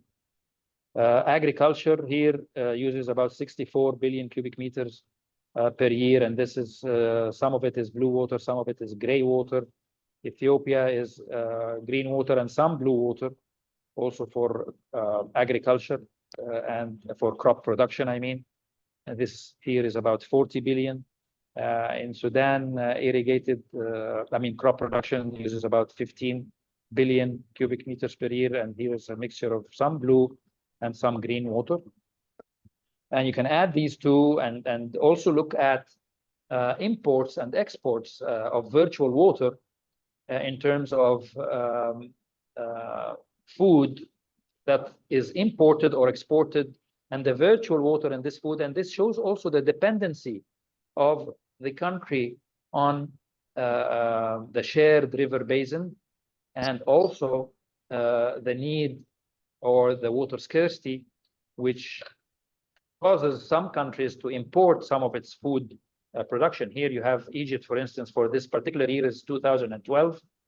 And here shows that Egypt was importing 48 billion cubic meters of virtual water in white here, as you can see, but it's also exporting about 5.2 billion cubic meters per year of water in agriculture crops. Ethiopia was importing about 5.7 billion cubic meters per year and exporting about 6.4 billion cubic meters per year. Sudan was importing 3.8 billion and exporting about 1.6. And if you look at this livestock and food summation, how much each country is using in terms of internal blue water and green water for food and livestock, and also virtual water imports. You see that Egypt is using about, for that particular year, about 126 billion cubic meters per year. Some of it is blue water, some of it is gray water, and some of it is virtual imported water. Ethiopia, which has a similar population to Egypt, is also consuming about 129 billion cubic meters per year, but some of it is in livestock green water, and some of it is in blue water, some of it is in white virtual water, and Sudan is using about 78.8 billion, including the livestock and blue water and green water and white water. And you can have a balance also showing where this the rainfall. This is an example here showing Ethiopia and Egypt, where you can see that rainfall here is about 936 for this year billion, and where this water goes. And Egypt, it's mostly blue water. You can see the blue color is blue water, the green color is green water. And you can see that the dependency on blue water here for Egypt is more, but the dependency on green water here in Ethiopia is more. And this is actually reflected also in the land use. This here, the green color shows 94% green cover, whereas 6% desert or yellow color. The opposite is in Egypt, downstream, which depends more on the blue water, and you can see that the green cover is much less, and 94% actually is desert. And you could also look at this rainfall. Where does it go? How much of it goes to the different green covers? How much goes to groundwater discharge or groundwater recharge? How much goes to water bodies? And if you look at the per capita share for the two countries, including the green water, you can see that this is the water scarcity limit here of 1,000 cubic meter per capita per year. And if you calculate the per capita year for Egypt, it's about 570 cubic meter per capita per year for that particular year. But if you look at Ethiopia and including the green water, it is about 8,000 cubic meter per capita per year. So this, if you link this hydrological aspects to the legal aspects and the equitable utilization, where some of the factors was talking about dependency of the population on the shared river, dependency of the population on the waters in the basin, the availability of other water resources, and here we're talking about green water within the basin, or even other river basins within the country, can see that we need to be looking at the renewable water resources for the country, including blue and green. So we need to understand the dependency and consider the population that is dependent on that particular basin. We need to be building also on the past cooperation and comprehend and respect the existing agreements between the countries. We need to bridge the gap, as I was mentioning, between the technical aspects, the hydrological aspects, and the legal matters on international agreements and the rules, regulations. We need to understand the potential of hydropower, of blue water, but also without transboundary impacts.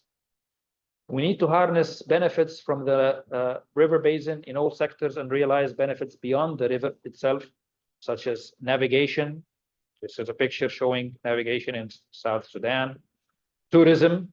This is kayaking on the Sobat River, part of the Nile River basin.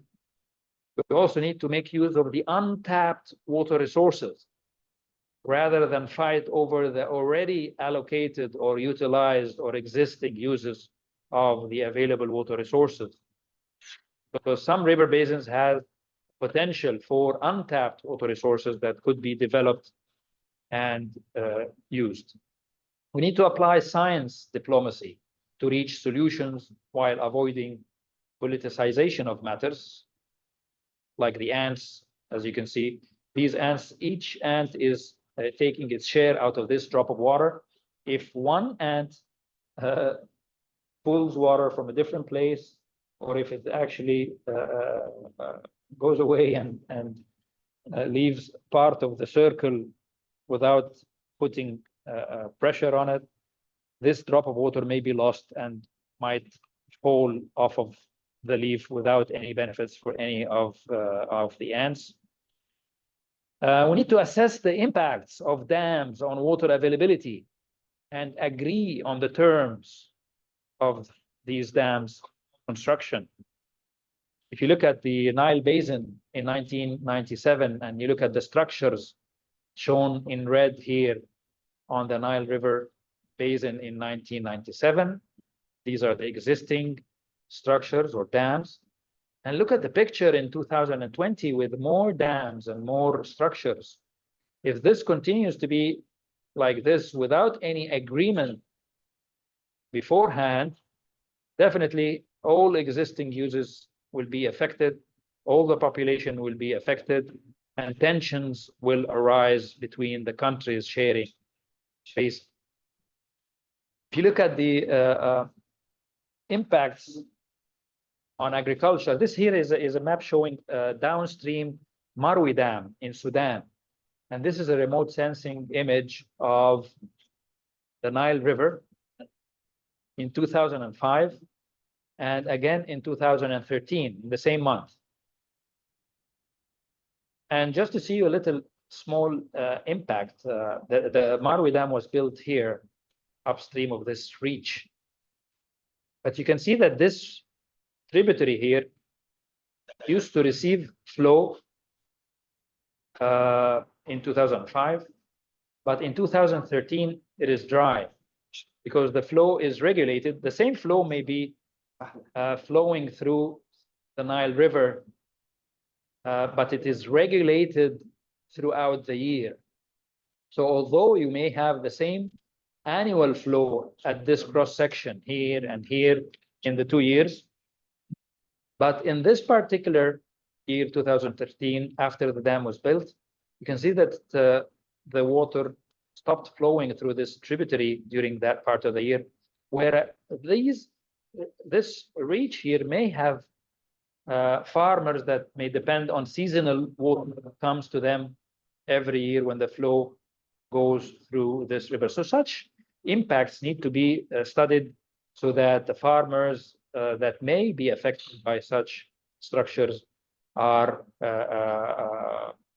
mitigated for, or some of the uses that they were depending on may be mitigated for. You need to study the impact on drinking water intakes from rivers due to dams that are built. You need to study the impacts on navigation and transportation due to dams, impact on tourism, also impact on tourism, whether it's navigational tourism or even using the natural resources for waterfalls. This here is the Bujugali Falls in Uganda, and these falls were actually affected after the Bujugali Dam was built, and all these falls were submerged, and they are not existing anymore, and these kind of tourism cannot be practiced anymore after that particular dam was built. The impacts on wildlife, this is the Victoria Nile, for instance, and it's have a lot of wildlife, hippopotamus, elephants, and cows, and so forth, and endangered species may be affected due to dams. we have to speak about the Ethiopian dam on the Blue Nile because it's a major issue. And this is here the Blue Nile, and this is showing the structure of the Ethiopian dam at its early stages.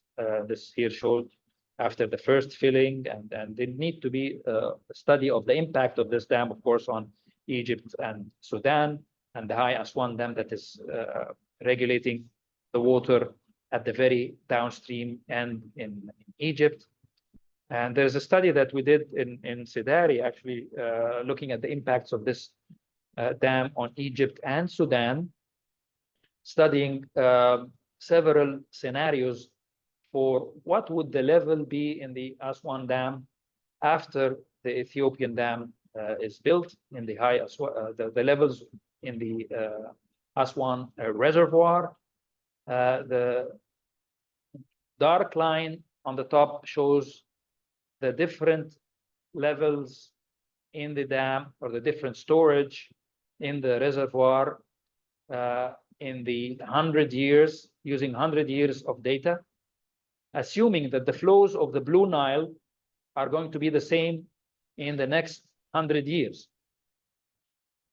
Assuming that the flows are going to be the same, following the same pattern as the previous 100 years, the reservoir will undergo these amount of storages. If the storage goes below this dead storage level, water cannot flow through the Nile, through the High Aswan Dam into Egypt, and there will be no drop of water that can flow into the River Nile if the storage goes below this red dead storage of about 30 billion cubic meters. Now, assuming that the Ethiopian dam is built with the no agreement on operation and on rules of operation, and with the evaporation and seepage losses from the reservoir of the Ethiopian dam, the levels in the Aswan reservoir will drop. And these are the scenarios of the future. The red ones are the scenarios of the future, where flows during the low flow years of the Blue Nile might fall below this dead storage for a period of about maybe 20, 25 years. And these are the different scenarios that were studied. If you take one of those scenarios, the green scenario here is showing without the Ethiopian dam, and you can see that this storage levels are always higher, or were always higher than this dead storage level. However, with the Ethiopian dam, this may fall below the dead storage, and this here shows 19 years. Actually, for this particular scenario, it shows 19 years where this level might be lower than the dead storage level. To bring this line up above the dead storage, like this, here we will have about 17 years of reduced shares for Egypt and Sudan, and with a total of about 95 billion cubic meters water deficit for Egypt and Sudan. And here, for this period, Egypt and Sudan may need to reduce their uses by 2.5 to 3 billion cubic meters per year for 15 years. And again, here when the flow was low, it may need also to reduce their flows by 2.5 billion cubic meters per year for each country for another 2 years here. So this is just an example to show that even if dams are for hydropower, but sometimes they may have an impact because of the evaporation and seepage losses from the reservoirs that are built or are developed behind those dams. But if you use another different scenario for operation, let's say because evaporation increases with the surface area of the reservoir. So if the levels in the Ethiopian dam are maintained at high levels, such as here, it shows that the operation is between a storage of about 49 billion to 74 billion in the Ethiopian dam. This is the impact. But if you reduce the times where the reservoir is very high, so let's say that every year the reservoir in Ethiopia is lowered to 18 billion cubic meters of storage, and this is the range of operation between 18 to 74. You can see that the number of years of reduced shares are down to 6 years, and the total deficit is down to 33 billion instead of 95 billion, the other scenario. Okay. There's also impacts on the electricity generation, and you can also see that if the water level is reduced by 6 or 8 meters, it will affect electricity downstream. So there is importance of reaching agreements before dam construction, filling, and operation. For this Ethiopian dam, there was an agreement at the beginning on the declaration of principles on the Ethiopian dam, and there was a principle here is to cooperate on the first filling operation and operation of the dam, where the countries should agree on the guidelines and the rules for the first filling and agree on the guidelines and rules of operation of the annual operation. However, the dam unfortunately had its 5th filling with no agreement yet. We need to be considering what is called transboundary water energy food nexus. So if a dam is built for energy in one country, but you need to look at the transboundary impact on the water downstream and on the food production downstream. We need to consider the population dependent on the basin. You can see here, these are the Nile Basin countries. And for some countries, all the population may be dependent on the water in the river basin. But in some other country, it may be only a little bit of the population that is dependent on that particular shared basin. I just want to mention also that there is an SDG 6.5.2, which is calling for countries by year 2030 to increase their proportion of transboundary basin area within an operational agreement for water cooperation. This is SDG 6.5.2, and it has a certain methodology for calculation. It's a little bit complicated. In CIDARI also, we have created another indicator, an alternative indicator, which is easier and reflects more cooperation between the countries as well. And here it says the ratio of riparian countries with agreements to riparian countries that are sharing the basin, and there is a definition for this indicator, how to calculate it. We don't want to forget shared groundwater aquifers. Dr. Abdin Saleh in the morning, he mentioned that, but there are also specificities about groundwater aquifers, and it's much complicated as well. In the region, we have the Nubian sandstone aquifer shared between 4 countries, but most of the aquifer is non-renewable aquifer, and petrified wood shows old water in this aquifer. But this water is sustaining tourism and recreation in groundwater springs, sustaining agriculture, sustaining ecosystems. So you need to model and see the impact of the abstractions on the groundwater levels. Also, we have the Northwestern Sahara aquifer shared between Tunisia, Algeria, and Libya, and also abstractions are affecting. Part of this aquifer is renewable and part is not, but you can see that the abstraction is increasing over the recharge limit, and it's very alarming. In the end, I want to just mention some of the notes for advancing diplomacy on transboundary water management.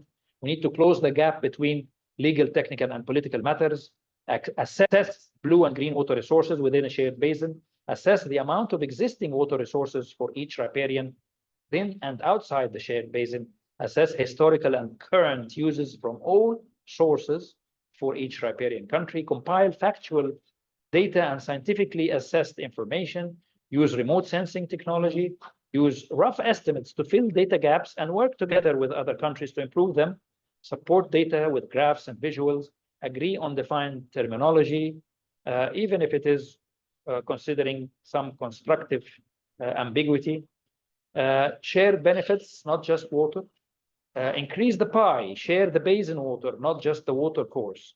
Improve rain-fed agriculture and green water use. Create mutual benefits for cooperation and win-win solutions. Build confidence, avoid unilateral decisions on upstream structures. Provide environmental and socioeconomic impact assessments. Consider shared finance, ownership and management of multi-purpose infrastructure on shared basin. Agree on transparency in sharing data and provide official commitment not to jeopardize existing uses. Topics to be discussed further include water course versus river basin approach, blue water versus green water, prior notification versus no objection, criteria for ratifying transboundary water conventions, criteria for measuring significant harm, criteria for equitable and reasonable utilization, and sharing benefits versus sharing water and sharing benefits beyond the river, and solution for wider consensus and points of agreement and disagreement on international water courses, and possibilities of amendment of the UN Convention and regional and basin agreement versus international conventions. Thank you very much. Thank you very much, Dr. Khalid Abu Zaid, for this very, very informative presentation. Really, I would like to thank you for your efforts in preparation of this comprehensive presentation, which has included really several valuable items, topics. Really, it is, I can consider it very, very comprehensive knowledge about the hydrology of the, specifically of the Nile Basin. You have really explained extensively the idea and the logic behind the blue water and the green water, renewable resources, virtual water, and also the potential of utilization, these approaches, when we come to utilize water diplomacy blended with science to reach a win-win benefit situation among riparian countries and shared river basins. And also, really, I would like to thank you for putting all these factual figures about the water consumption, specifically in countries, the riparian countries of river basin, and you have really added a lot of information about, the consumption for each category of utilization from blue, green, and renewable, virtual, for different uses. Very, very valuable information. I suggest that this presentation to be distributed and documented and to be referenced thoroughly in the Arab Water Academy and also in the Arab Water Council library. Very, very informative. And also I would like to thank you for your fair and positive suggestions concerning, trying to reach a win-win solutions with the spirit of cooperation among riparian countries of the River Nile, as example also to reach a fair win-win benefits for riparian countries of the Tigris and Euphrates and other rivers in Africa and also worldwide. Thank you very much indeed.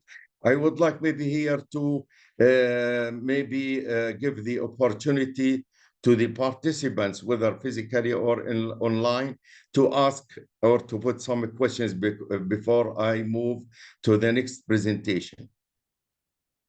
Dr. Tariq, can you help me in taking these questions from the participants?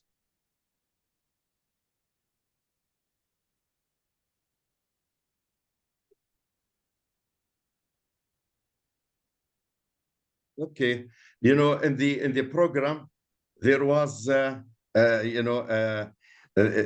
program allocated 10 minutes, for a break, because we are short of time, and I think maybe taking 10 minutes is fair for the participants to have a break, because we started long time, and we can resume after 10 minutes. Okay. Thank you very much. You can have, a cup of coffee or can have a break. Then we'll resume the next presentation after 10 minutes. Thank you.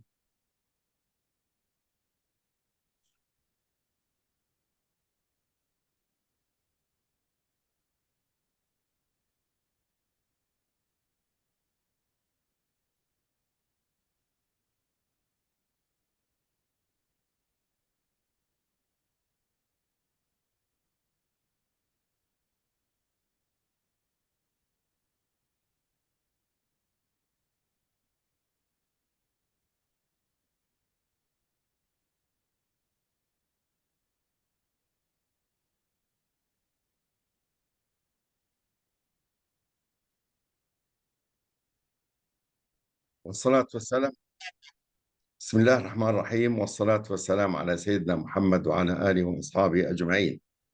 الآن ننتقل إلى now we are moving to the next presentation and it is my pleasure to be the next presenter of the lecture entitled Case Studies and Success Stories in the Shared Water Resources. I will share my screen.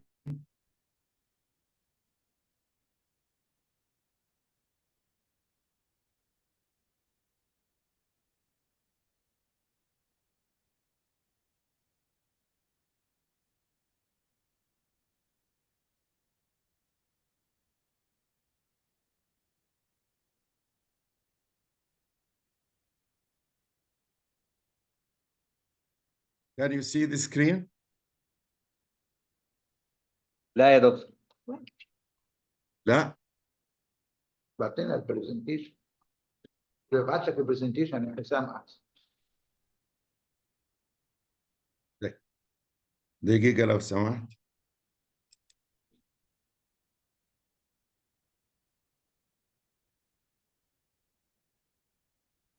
Can you see now the screen?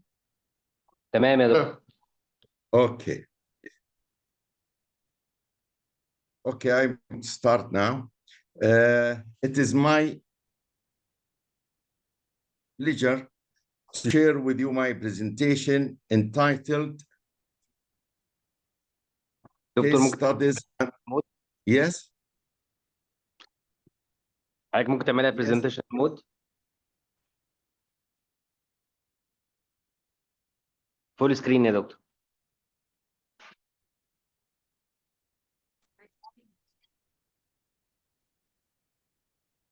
Can you hear me?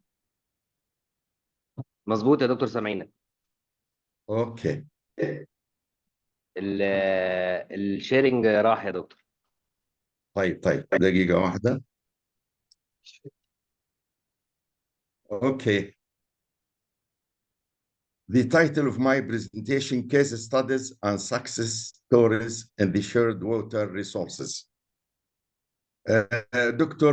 Abu Zaid, Dr. Khalid Abu Zaid, in his presentation, have shown that there are more than 300 shared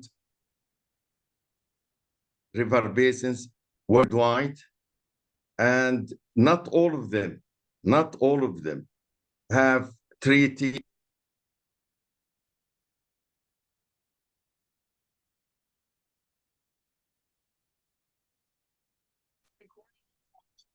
You know, I lose the. Can you hear me now? يا دكتور بس البرزنتيشن تاني وقف. من هنا. ممكن حضرتك تبعت لي البرزنتيشن اعمل لها شيرنج من عندي.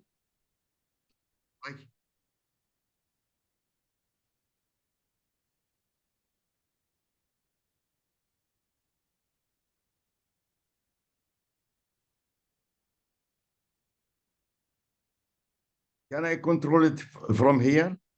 Is it possible? حضرتك هو الشيرنج وقف تاني.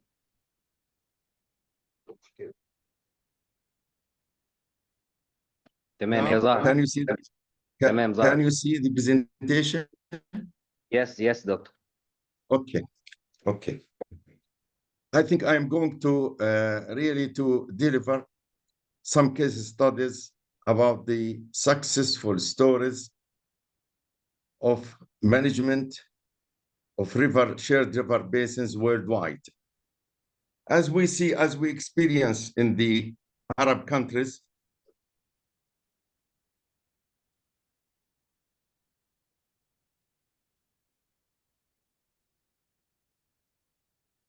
دكتور حضرتك سامعني؟ Hello. You أيوة you can present your PowerPoint. في تحت اللي هي ممكن حضرتك تحرك الماوس معايا عند أفريقيا؟ أنت؟ اوكي. ننزل بقى تحت كده 90 degree هنلاقي ان احنا نعمل presentation بدل ما حضرتك تفضل تدوس على كل سلايد. طيب ازاي؟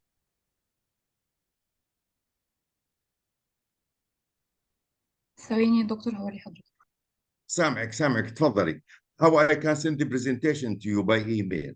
Can I send it as attachment to Dr. حسين؟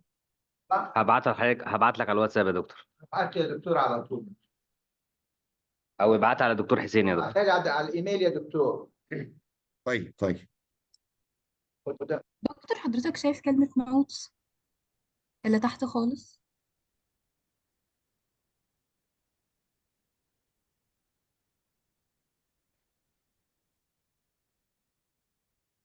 كلمة ايش؟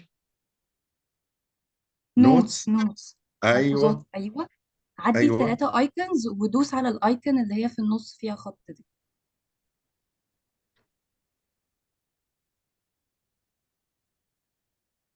ايوه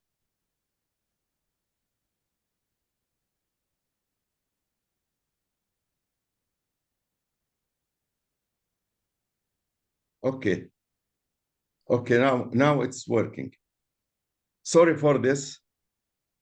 I would like to to regret for this disturbance of the presentation. Anyway, as you see on this map, we have several river basins, shared international river basins, and until now, unfortunately, I can say that none of these basins have witnessed a fair and equitable management of these river basins, including Nile, Tigris, and Euphrates, which are shared with non-Arab countries. Nile Basin shared between Egypt, Sudan, Ethiopia, and more than 10 countries. We have Tigris, which is shared by 3 countries, and Euphrates, which shared again by 3 countries. Unfortunately, until now, the Iberian countries, Arab and non-Arab countries, have or could not, reach a fair solution utilizing water diplomacy tools. Because of this, I would like to explain these water diplomacy tools, and I would like to present to you case studies in African countries, in a river basin in Africa, and one river basin in Europe, and one river basin in Asia. So you can see a variety of river basins, and in Africa and in Asia, they are developing countries, in Europe, developed countries, and how those countries, they manage really to reach a fair, equitable, win-win benefits among the riparian countries of the shared rivers. The presentation contents includes the general introduction, and then I will follow that by presentation about the first case study, Mekong Basin Agreement, which is located in developing country in Asia. The second case study, Senegal Basin Agreement, and this Senegal River is located in Africa, and those shared riparian countries are developing countries. The third case study, cooperation initiatives of the Baltic Sea region countries, developed countries in Europe, and then after that, I will deliver conclusion remarks. As I mentioned, unfortunately, until now, we failed, to reach a fair and just win-win resolution for the shared, most of the shared river basins in Arab region, because we failed really to utilize water diplomacy, and we reached in a certain time, some sort of misunderstanding. So the objective of this presentation is to show that adoption of water diplomacy tools instead of conflicts, it is the only path to achieve successful and sustainable management of shared water resources among riparian countries, as it considers the relation between natural resources, societal, economic and political issues in the basins. And as I mentioned, we have 3 case studies which I am going to describe in the following slides. The first case study, it deals with the agreement of cooperation for sustainable development of Mekong River, which is called Mekong River Basin Agreement. And the history of this goes to 1995, when in Chiang, in Thailand, the governments of Kingdom of Cambodia, Laos People Democratic Republic, Kingdom of Thailand, and the Socialist Republic of Vietnam made a historic move by signing the agreement on cooperation of the sustainable development of Mekong River. Prior to that, this river and those countries have witnessed several lengthy wars in the 50s and the 60s and the early 70s.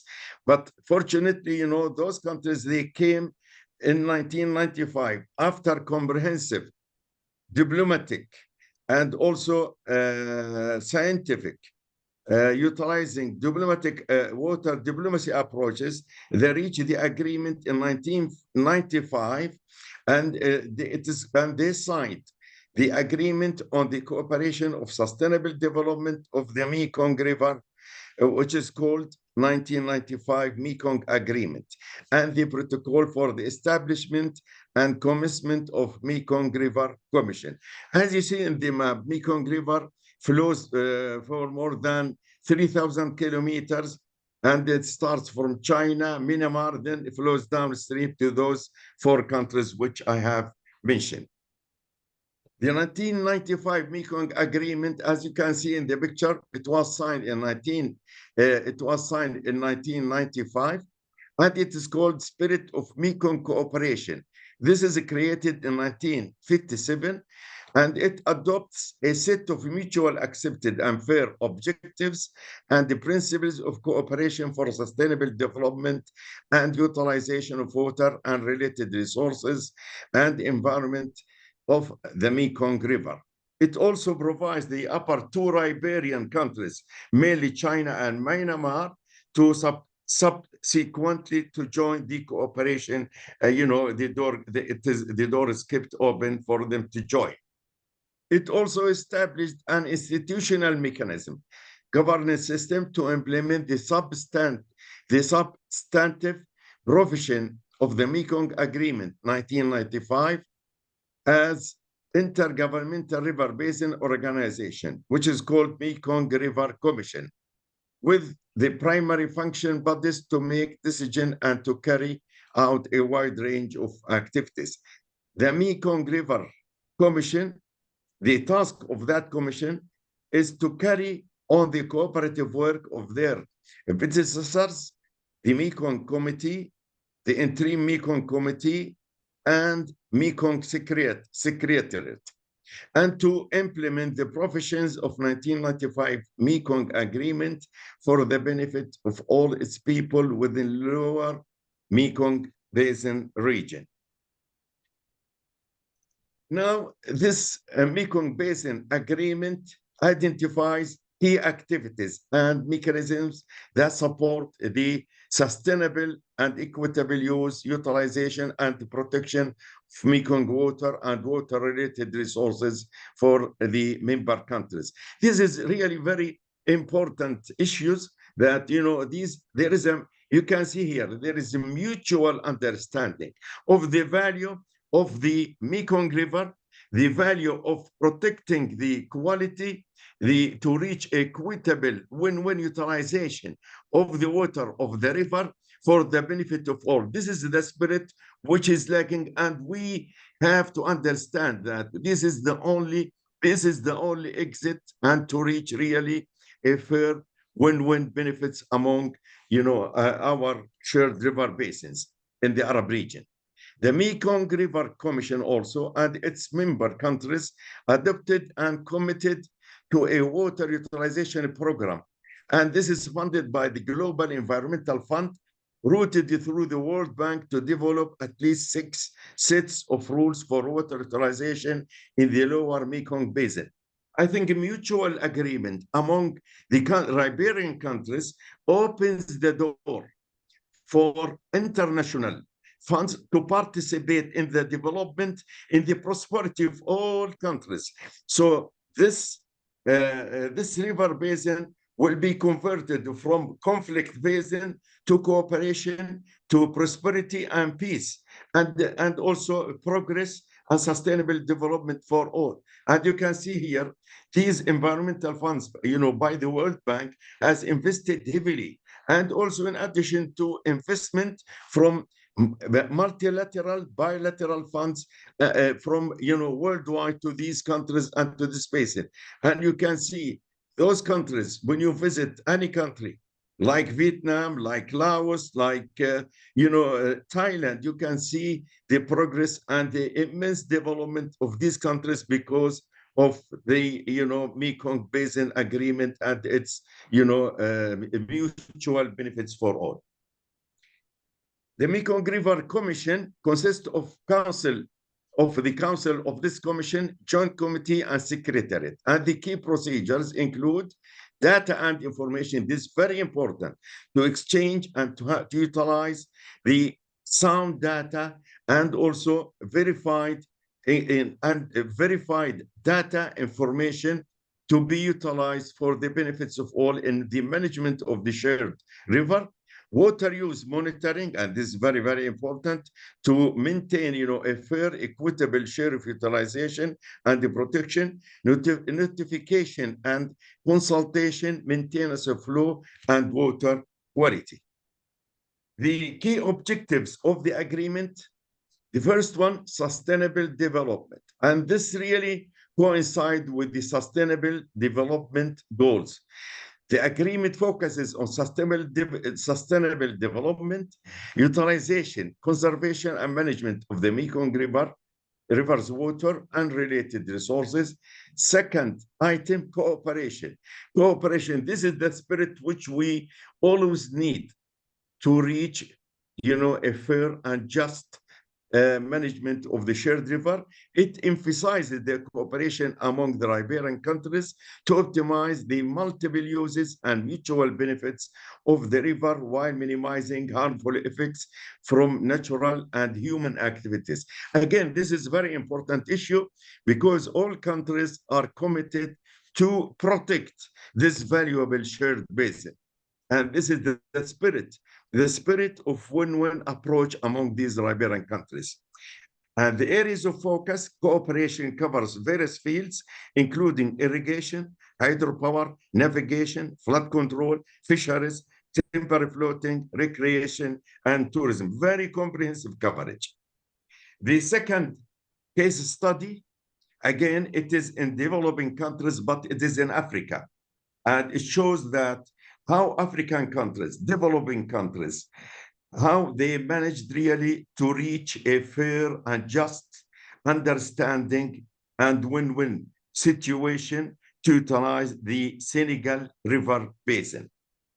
The member states include Mali, Mauritania, Senegal, while Guinea has an observer status.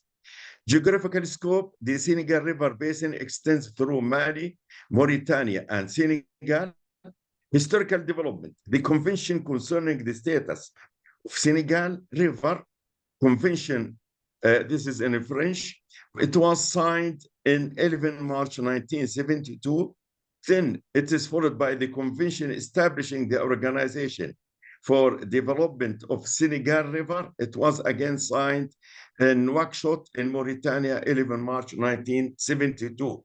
This is, since more than I can say 30, maybe more than 50 years. The draft framework agreement cooperation between the Republic of Guinea and also the other three countries signed in 1992, and the convention establishing the Agency for Management of Power, because power has been included in 1997, and it was signed in January 1997. And then it is followed by Charter of Senegal River Waters, and it was signed on 28th May 2002. So they have really signed, sequence of cooperation, regulation, of utilization of the water, since started 1972, until and followed by a sequence of agreements until now.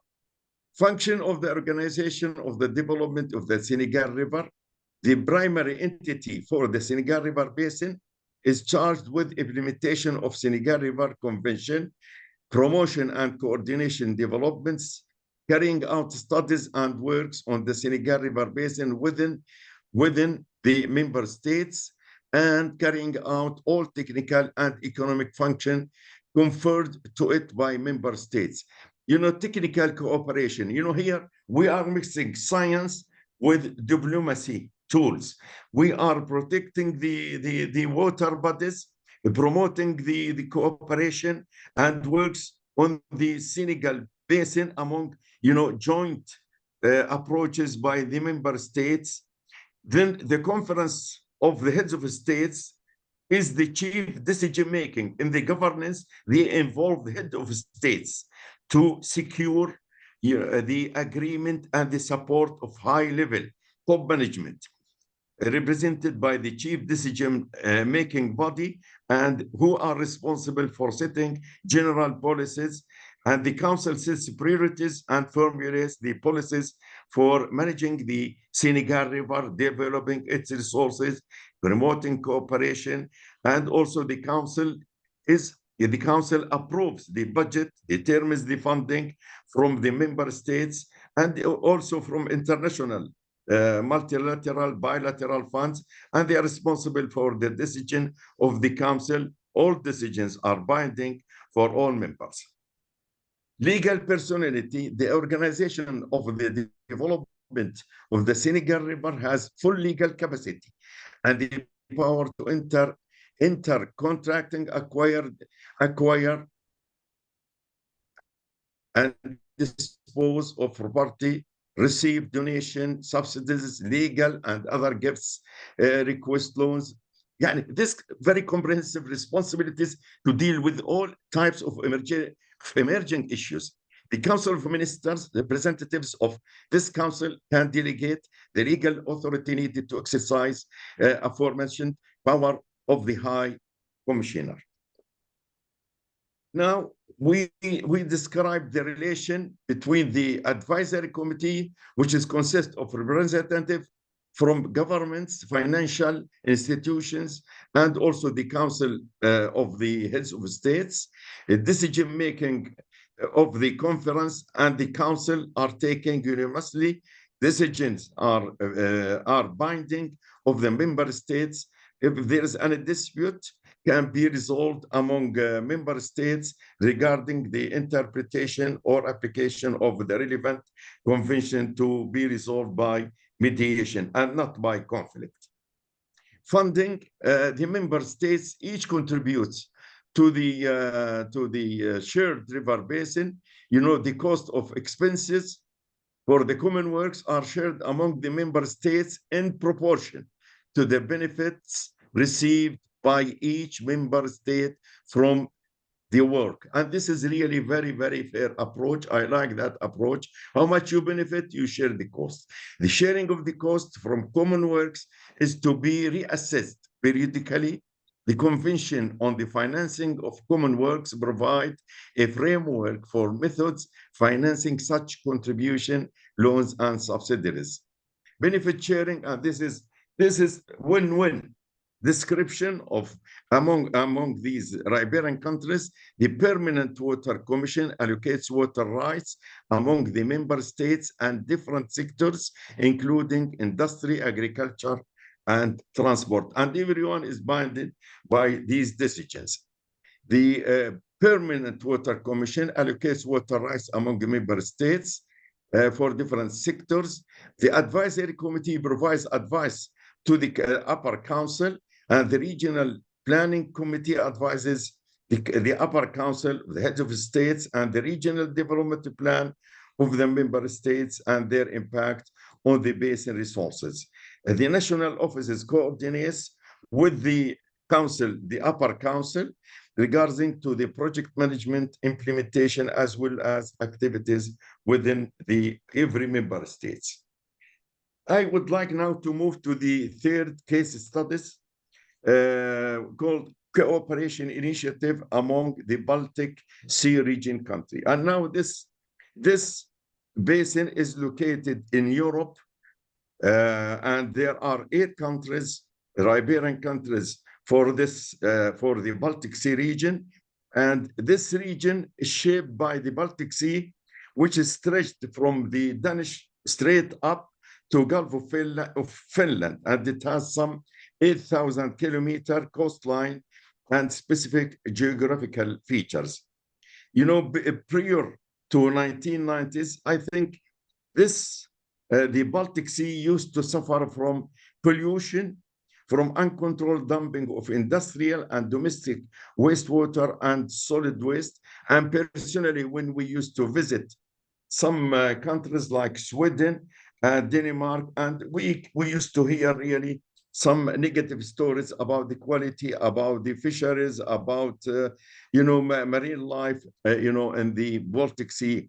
But fortunately, after the European accession of Finland and Sweden in 1995, after the falling of the Soviet Union, followed by Estonia, Latvia, Lithuania, and Poland in 2004, this made the Baltic Sea virtually a European internal sea, because Russia has a small share of the coast in 2 areas, and the northern dimension policy between European Union, Russia, Norway, and Iceland, initiated in 1999 and renewed in 2006. Following the accession of Estonia, Latvia, Lithuania, and Poland, this has provided a further framework for cooperation in the area.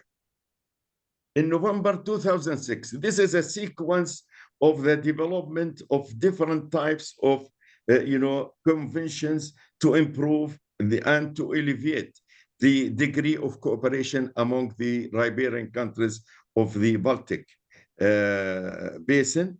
November 2006, the European Parliament adopted two important resolutions, I think, called a Strategy for Baltic Sea Region, a demand that echoed by the European Council and its December declaration 2007 conclusions. The same time, the treaty added territorial cohesion and at the dimension in addition to economic approaches and within the European cohesion.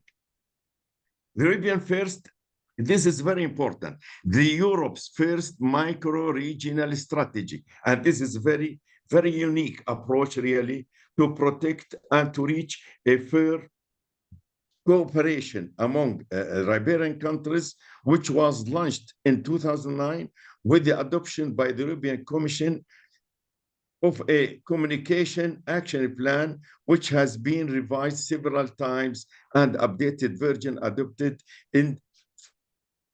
it was adopted lately in February 2021, just before about 3 years. The strategy has 3 key objectives. The first one, and this is very important, we have to listen to these 3 objectives of the strategy adopted by European Parliament and all these riparian countries of the Baltic Sea. The first one, Save the Sea, which aims to protect the Baltic waters from the dangers such as excess nutrients discharge.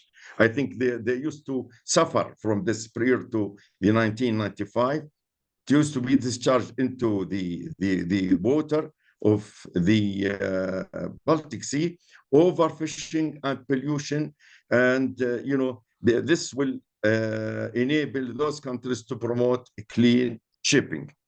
Connect the region, which seeks to improve transportation connections and energy security by integrating the region's transport system and energy market. And this is very, very important.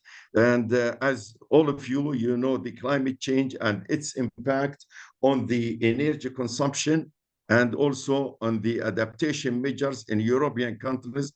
And really here connecting the transportation system and energy market really has resulted significantly in reducing the CO2 footprints from these countries and also to be coincide with the climate change procedures by COP27 and COP28 for European countries.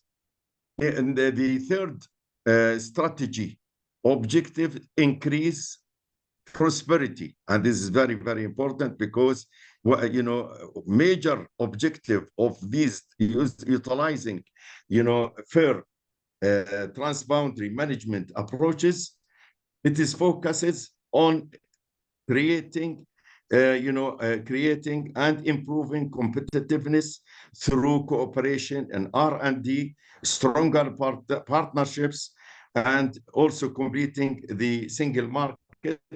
And these three objectives, which I have listed, are complemented by 9 sub-objectives and are divided into 14 interconnected policy, which forms really a comprehensive approaches or holistic approach to optimize the utilization and protection and equitable utilization of the Baltic Sea basin among those countries. In June 2010, the Parliament adopted a resolution on the European strategy, which I mentioned on the role of macro-regions, MRS. Macro-regions in the future cohesion political MPs, they draw the attention to, you know, to support, you know, this issue, especially for the purpose of economic development and innovation in Baltic Sea region. And they need to increase all efforts for potential for all areas and recommended involving local communication by setting wider and more focused communication and consultation tools among these riparian countries of the Baltic Sea. And although this strategy was drafted by the European Commission before existing MRS micro level strategies or micro-regional strategy, which are intergovernmental initiatives whose implementation relies mostly on the commitment and goodwill of all participating countries.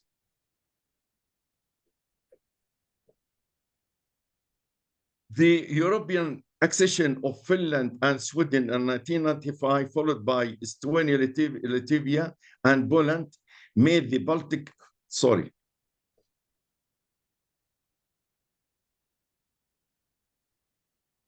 Now, all the 4 micro-regional strategy have 3 main interconnected priorities in common environmental and climate change, and really environmental and climate change, specifically not only in Europe, but worldwide, you know, very important objective to be included in the diplomacy of the shared river basins worldwide. You know, this is very important objective. In addition to research and innovation, economic development and connectivity among all riparian countries. And there are also all these initiatives are accompanied by a rolling action plan to be regulated, updated in the light of new needs and changing context. The successful implementation of these micro-regional strategies have resulted in significant improvement of the quality of the regional environmental resources, prosperity, and the quality of the life of the Baltic Sea. I have visited several countries in the Baltic Sea basin, and I have witnessed really a lot of improvement in the marine life, in the quality of the water, and also in the equitable utilization of navigation, and also in the protection of the environmental resources in these countries.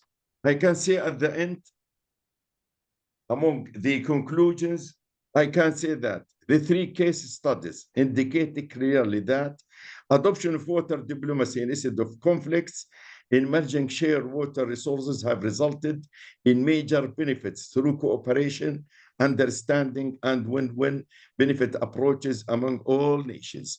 This has proven that water diplomacy is the only path leading to sustainable development and equitable utilization and protection of the shared river basins. I think this is the only exit. And this is really an important lesson for Arab countries and also our neighbors, how to manage and to resolve the issues to reach win-win benefits among the three river basins, Nile, Tigris, and Euphrates. Conflict, wars will not lead really to a sustainable solution. The only exit is understanding the spirit of cooperation, adoption of water diplomacy, utilization of water diplomacy tools, scientific tools, understanding, and we, all the peoples, of the Riberian countries, we have been living, through the history together, and we will continue living. And the only exit is converting the river basins to axle of cooperation, of development, of prosperity and peace, utilizing, the water diplomacy tools mixed with scientific and also mixed with a fair utilization and equitable shared distribution among the Riberian countries. And I think that the adopted water diplomacy approaches in the 3 case studies have led to intensive regional progress, prosperity, and peace for all nations of more than 4 Riberian countries, as I described in each case study, in developing and in developed and developing countries in Europe, Asia, and Africa. These are strong lessons, in Africa, developing countries, in Asia, developing countries, in Europe, developed. That, with good spirit, utilizing the sound approaches, really, we can reach a fair and just cooperation and also fair win-win benefits among Riberian countries. Many lessons can be learned from the 3 case studies to successfully manage the shared river basins of the Nile, Euphrates, and Tigris among Arab countries and their neighboring countries.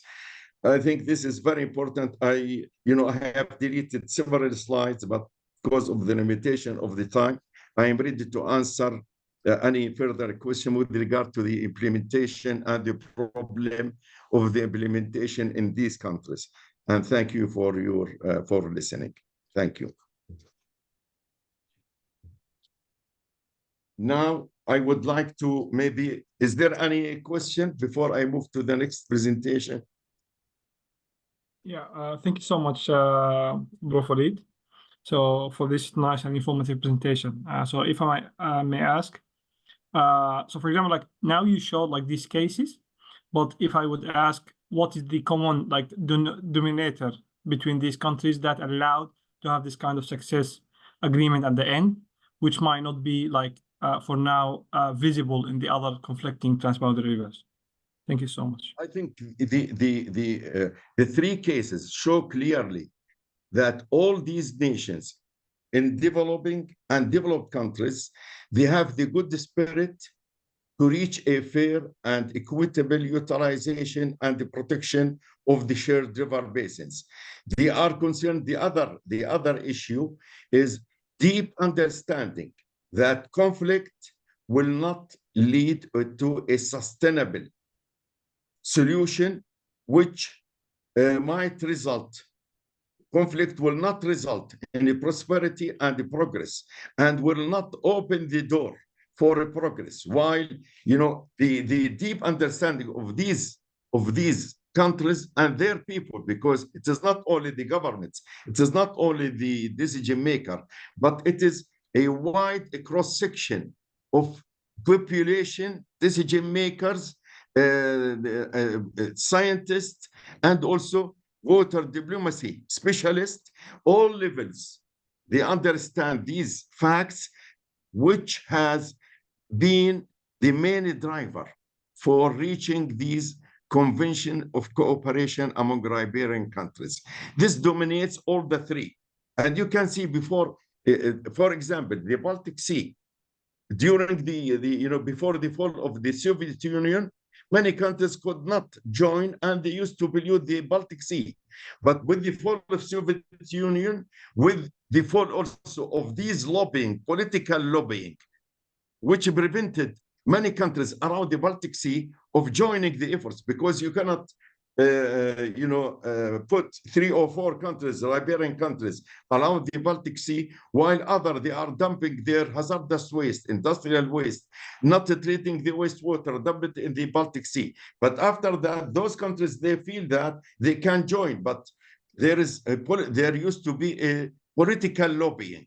But the people's, the true understanding of the people and the politicians after the fall of Soviet Union, they become, to the table with the true understanding, which represent the true idea, the true approaches of the people. So it was easy to join forces in 1995 and to reach a mutual agreement to manage effectively the utilization and also protection of the Baltic Sea. Again, the example of Senegal with Mauritania and with Mali, I think they have managed really to understand that, although they are poor countries, developing countries, but they feel that, without coordination to regulate and to protect the quality of the river, and also to reach equitable utilization of the shares for agriculture, for industry, for domestic, they will not survive. And this is really reflects the wish and the will of the peoples, the politicians. And this is what affects, negatively on other riparian rivers, such as Nile River, maybe Euphrates, to a great extent, maybe also Tigris, because there is until now we could not. I mean, on the level of the diplomatic level, on the negotiation, I cannot see a serious, maybe from some countries they have this, but other countries they are affected by political lobbying, which I cannot understand or I cannot explain well, but you feel there is something which cannot be really explained fairly. So until now, we cannot reach these agreement or these conventions. Other thing, in our area, I think, because of the disturbance, wars, and also some political willingness, top decisions affect, reaching such agreement or such consequences. But I am optimistic. I am that, with time, I think all peoples of these riparian rivers, their wish will be on the table, and similar convention and similar agreements for fair and equitable utilization of the Nile River, Tigris, and Euphrates will be there on the table sooner or later, because this is the only exit. With the spirit of cooperation, Nile River will be the Nile of prosperity, peace, and sustainable development for all the peoples around, riparian countries. The same applies for Tigris and Euphrates. Thank you, Dr. Jamal. Maybe there's any other question? Excuse me. Yes, go ahead. I would ask, what is the criteria we can utilize to assign the sharing percentage of the water? Okay, it is as we see in the 3 case studies, the criteria is a mixture of utilizing water diplomacy tools, scientific tools, socio and considering economic, social, and environmental issues for sustainable development. So it is a mixture of all these. This is the only path and the only criteria to reach a fair and just utilization of the shared river basins. Okay, thank you. Thank you.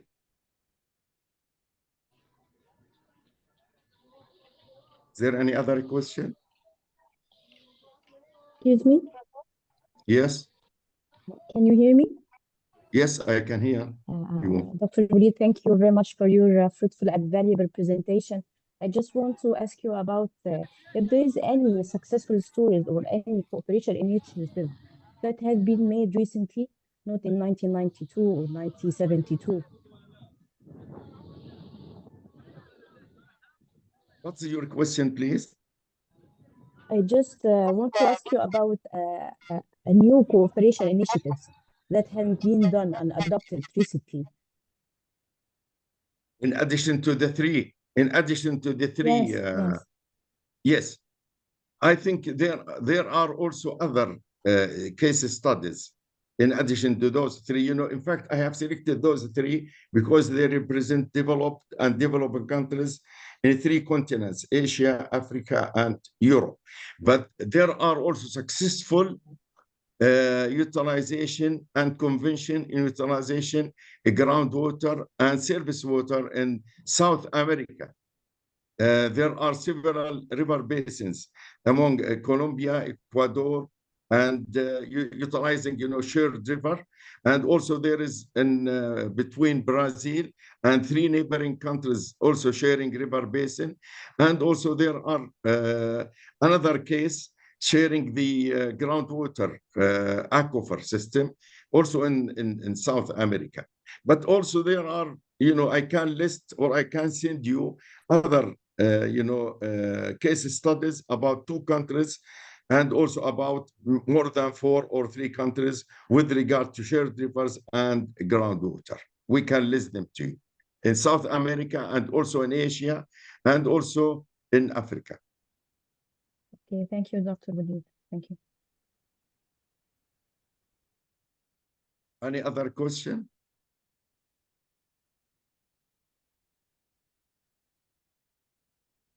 If there is no question, maybe we can move because we are short in time to, sorry. Is there any other question? Okay, then now let us move to the next presentation entitled interactive session.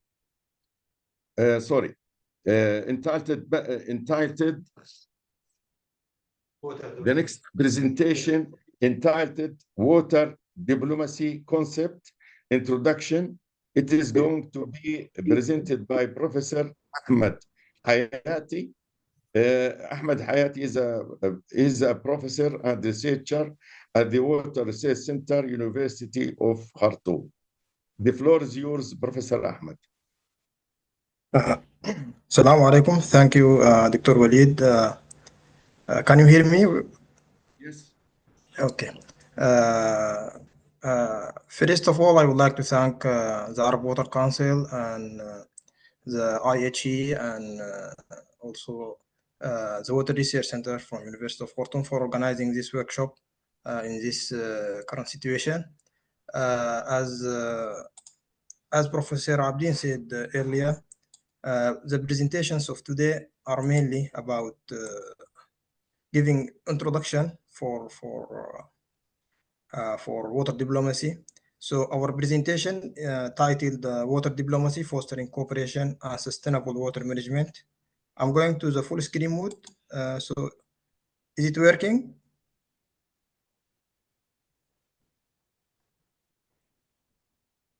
Is it working in the full screen mode?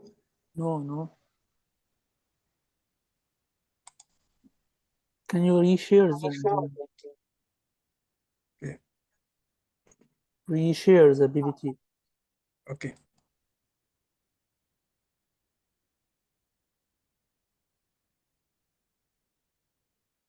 Can you see my screen now? Yes, we can see it. Put it in presentation mode, please. Yeah, I think you might need to share the screen, not the window. Share screen.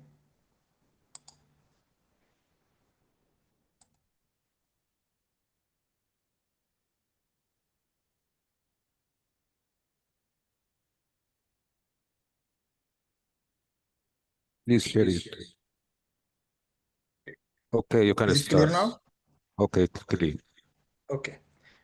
So the presentation titled Water Diplomacy Fostering Cooperation and Sustainable Water Management, it's prepared by myself and Professor Jamal, Director of Water Research Center. So this presentation is mainly about introduction to water diplomacy and the main terminology, and also the institutional efforts that had been done in the water diplomacy in the Arab region and maybe in the Nile Basin region. So the first of all, we would like to know what is water diplomacy. So there is many different definition for the term. Commonly used term refers to the process of managing and negotiating water resources management and policies through diplomatic means. It involves collaboration, shared water challenge, negotiation on sustainable and equitable water management. Also, there is a definition developed by the IHE. Water diplomacy is defined as a facilitation of cooperation between states on shared water resources and the prevention and resolution of water-related conflict among them. In this understanding, water diplomacy is mostly about the process of establishing joint water governance arrangements to realize the equitable and sustainable outcomes. Why do we need water diplomacy? Because we have many reasons. Of them, shared resources. We need to manage these resources, especially if they cross national borders, or making collaborative management is essential. Also, we need to make cooperation and peace building. Effecting water diplomacy can foster cooperation and build trust between countries, contributing to regional stability and peace. It transforms the potential risk of competing demands and conflict over water into forms of cooperation that extend beyond water to all socioeconomic fields. Also, we have the challenge of climate change impacts. The changing weather patterns is extreme events affect water availability, causing competition over water, which may lead to conflict, making water diplomacy unnecessary. Also, we need to address complexity of some cases. Addressing this issue can secure participation of different stakeholders in decision making. Also, we can address interdisciplinary by multi-level of interdisciplinary in dialogues, so that in order to foster peace, cooperation, and development related to management of transboundary water resources, such as in the early presentation, Professor Abdi mentioned that water is a connector, not a sector. So also we have the environmental and ecological and social concerns have to be engaged with traditional hydraulic and economic and political concerns. Also, we have to consider water scarcity and pollution. They have severe impact on economics and health, highlighting the need for proactive diplomacy. The main term in water diplomacy is about negotiation. Negotiation is a process. It is not just an accident. It's a process of that continues, that take places, that take time, of communication and dialogue between two or more parties. These parties could be countries, could be regions, could be stakeholders with different interests regarding the management, allocation, and utilization of shared water resources. The goal of negotiation is to reach mutually accepted agreements that address the concerns of all parties involved, promote sustainable water use, and foster cooperation. Negotiation in water diplomacy is essential for fostering cooperation, for ensuring sustainable water management, and building peaceful relations between countries that share water resources. We have also the terms of mediation and abbreviation.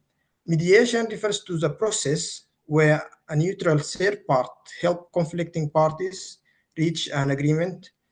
mediation اللي هي يعني باللغة العربية بمعنى الوساطة. Arbitration اللي هي بمعنى التحكيم. Here, arbitration is a more formal process where a neutral third party make a bidding decision. In the first one, there is it's like soft interaction, but in the abbreviation, it's like a bidding decision to resolve the problem. In water diplomacy, both mediation and appropriation are crucial for resolving conflict. They can help to facilitate communication and understanding between parties, identify common ground and areas of compromise, develop mutually acceptable solution for water resources management, ensure fair and equitable allocation of water resources. Also, we have a common terms about transboundary water. Transboundary water refer to water resources such as rivers, lakes, and aquifers that cross or are shared by two or more countries or political entities. Managing these water resources can be complex due to varying national interests, legal frameworks, and environmental concerns. Effective transboundary water management is crucial for ensuring equitable access, preventing conflicts, and sustaining ecosystem across borders. In the water diplomacy, we have mainly two tracks, track 1 and track 2 diplomacy. In track 1 diplomacy, we are referring to the traditional official and formal diplomatic process carried out by government officials, diplomats, and representatives of states. It involves formal negotiation, treaties, and agreements between sovereign entities.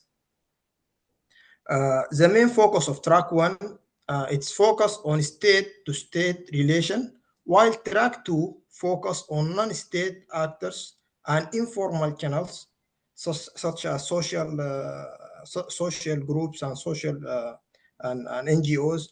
Actors in track 1 involve government official and diplomats, while track 2 involve academic, NGOs, business leaders, and other non-governmental individuals. Methods for track 1 include formal diplomatic process, while track 2 employs less formal methods such as dialogue groups, workshops, and conferences. The goal for track 1 seeks to resolve disputes and achieve concrete agreements, while track 2 aims to build trust, facilitate communication, and explore creative solutions. Here, there is some statistic developed by UNESCO about related to water. 85% of human population lived in arid area. Also, we have 85% of world water, total wastewater is discharged without adequate or any treatment. We have 750 million people lack access to safe water. We have 50% decline in the population of freshwater species in just 30 years. We have 6 to 8 million human beings are killed each year from water-related disaster or diseases. We have 445 transboundary aquifers shared by 2 to 4 countries. So all these statistics give us a background about the current situation of water. Also, we have some quotes that raised, "Are conflicts abound? The next war in the Middle East will be fought over water, not politics." This is said by the UN Secretary General in 1985. Also, we have, "The war of the next century will be about water." This is also said by the former president of the World Bank in 1999. First is, "Competition of fresh water may well become a source of conflict and wars in the future." This is said also by former UN Secretary General in 2001, Kofi Annan. So all this said give us a background that water could be a source of conflict in the next century, and thus we need to be prepared, or we need to be aware of this and prepare ourselves to solve these conflicts. So what are the potential water-related conflicts?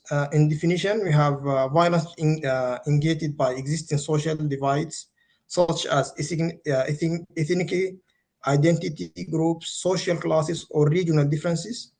Conflict between states over shared river basin. We have developmental states clashing with local communities impacted by these conflicts. We have the use of forces measures for environmental protection or water-related regulation. Also, for the most common type of water conflicts, we have interstate conflicts, conflicts between countries over shared water resources such as river, lakes, or aquifer. Example, dispute over the Nile River, conflicts over the Furat and Tigray River. Ethnic and community conflicts, this is the second type. Conflicts between different ethnics or social groups within the country over access to and control of water resources. We have example of tensions between pastoralists and agriculturalists in East Africa. Also, we have development versus preservation conflicts. Conflict between the need for development and the desire to preserve water resources and natural habitats. Example, conflict between hydroelectric projects and local communities. Also, you have access and equity conflicts arising from inequitable access to water resources, often affected marginalized and disadvantaged communities. Example for this case is the water access issues over water allocation between wealthy and poor neighborhoods, especially for informal settlements. As the case studies for the basins, we have the Nile Basin Challenge. The Nile River is one of the world's longest rivers. It spans 11 countries: Burundi, Congo, Egypt, Eritrea, Ethiopia, Kenya, Rwanda, South Sudan, Sudan, Tanzania, and Uganda. Challenging in the Nile Basin include competing national interests, historical agreements, environmental pressure, infrastructure projects, governance, and coordination. Also, we have the Grand Ethiopian Renaissance Dam, the GERD. The GERD will be the largest, also it have been already been implemented now, is the largest, could be the largest hydroelectric power plant in Africa with 74 billion meter cube volume. While having such a massive structure near your border, it's quite significant to consider the potential negative impacts. The lack of coordination between Sudan, Egypt, and Ethiopia is another concern. This is mainly due to the absence of technical and legal articles which reflect directly on the information exchange. Also, in the Arab region, we have water security challenge.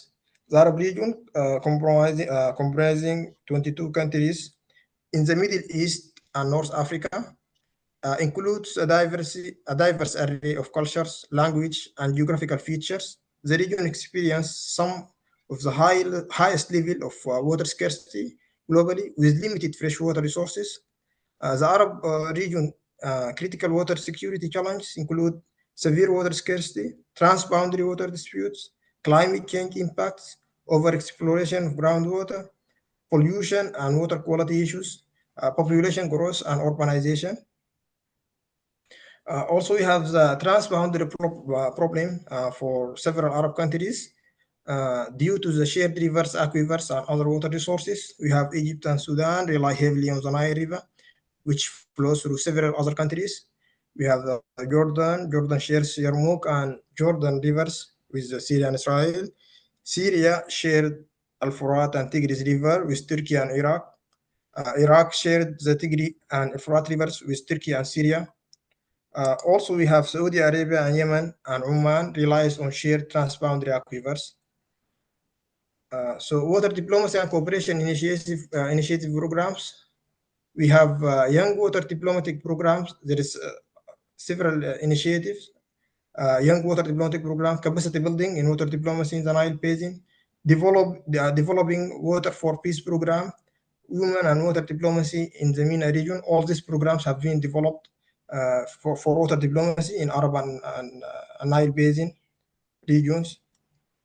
Also, UNESCO contributes towards cooperation through different entities and bodies. We have FRIEND program, including the Nile Friends.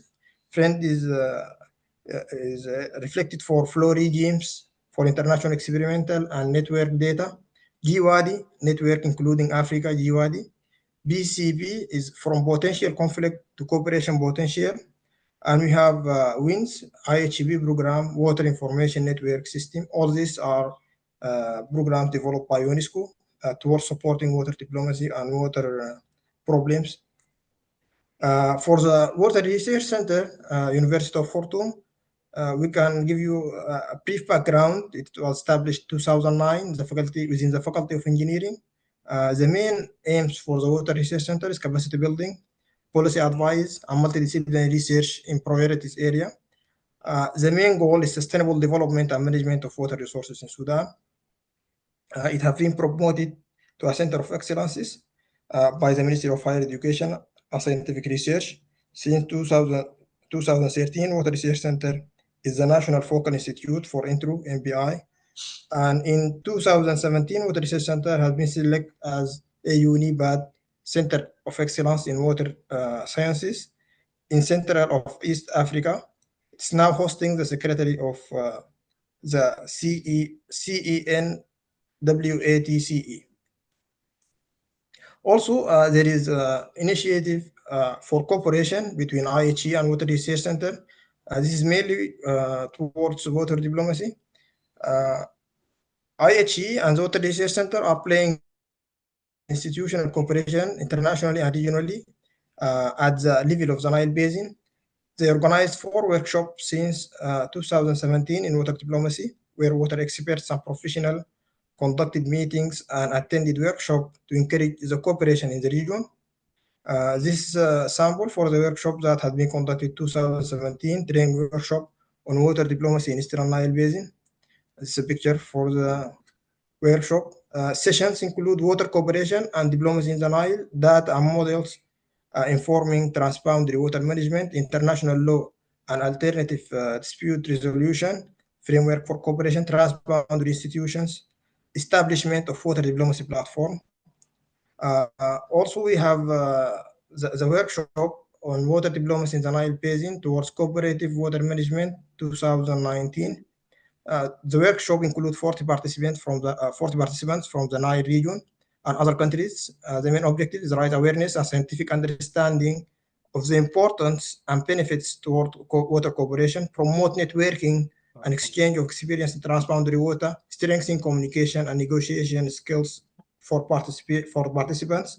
Participants are engaged in skill building exercise, including stakeholder and conflict analysis and negotiation simulation. Also, we have workshop that has been in 2020, water cooperation and diplomacy in the Nile Basin.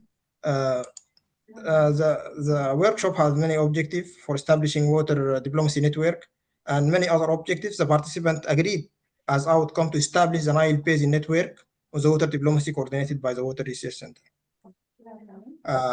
In 2022, we have the workshop for water diplomacy in the Nile Basin. The workshop goal was to share knowledge and enhance cooperation between the various disciplines related to WEF nexus, water, energy, food nexus, management, as well as promoting trust and confidence building. About 36 participants has been participated in this workshop. This is a general framework for the water diplomacy and integrated water resource management. The water diplomacy role in the module of integrated water resource management for master program in the Water Research Center.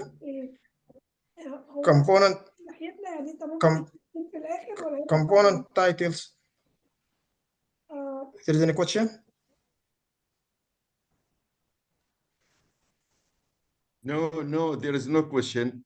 But there is someone who is open the microphone in his house. Okay. The component title for the program, we have key theories and concept of water conflict and cooperation. This include water security, governance, and peace, water diplomacy cooperation, definition and aims. We have also water conflict stakeholder analysis. We have legal and institutional framework for water cooperation and diplomacy. We have tools and approaches for water diplomacy. And also we have diplomacy and negotiation. This all are part of the program for master students. We have also established water diplomacy network initiatives. The Water Research Center, in collaboration with key regional and international partners such as IHE and Federal Arabic Scientific Research Coordination and the Arab Water Diplomacy Network. Two networks have been proposed and developed: the Nile Basin water diplomacy and the Arab water diplomacy.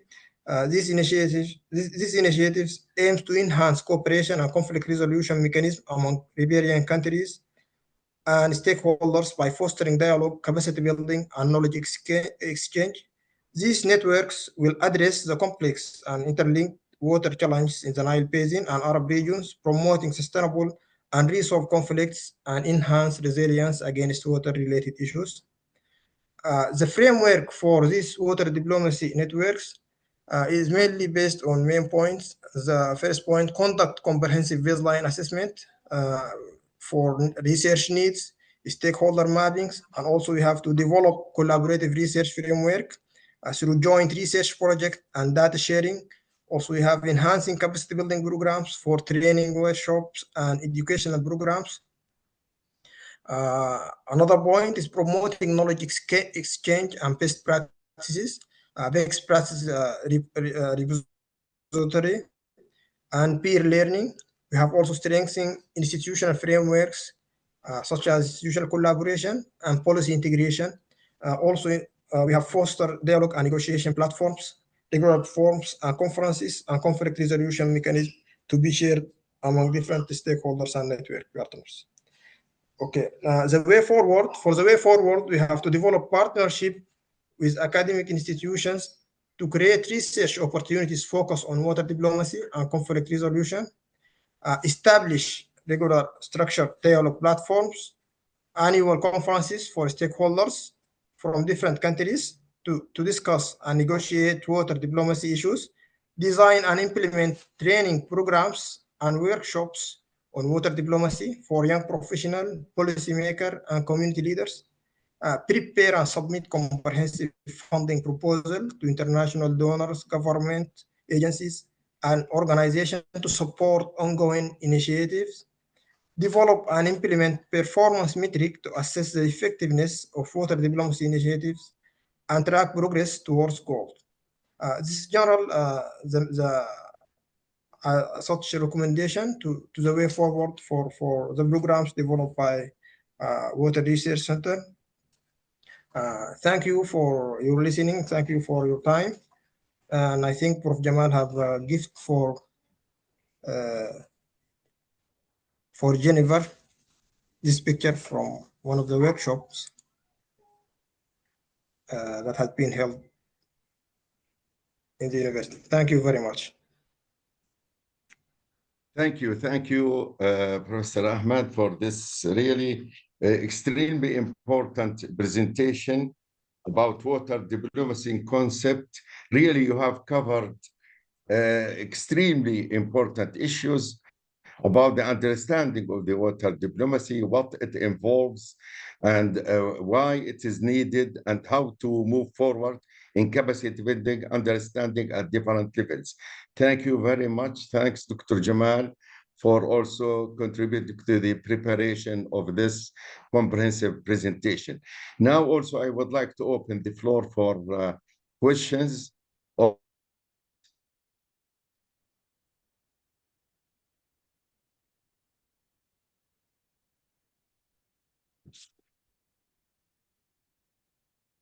Is there any question? Dr. Walid, excuse me. Can I ask a question?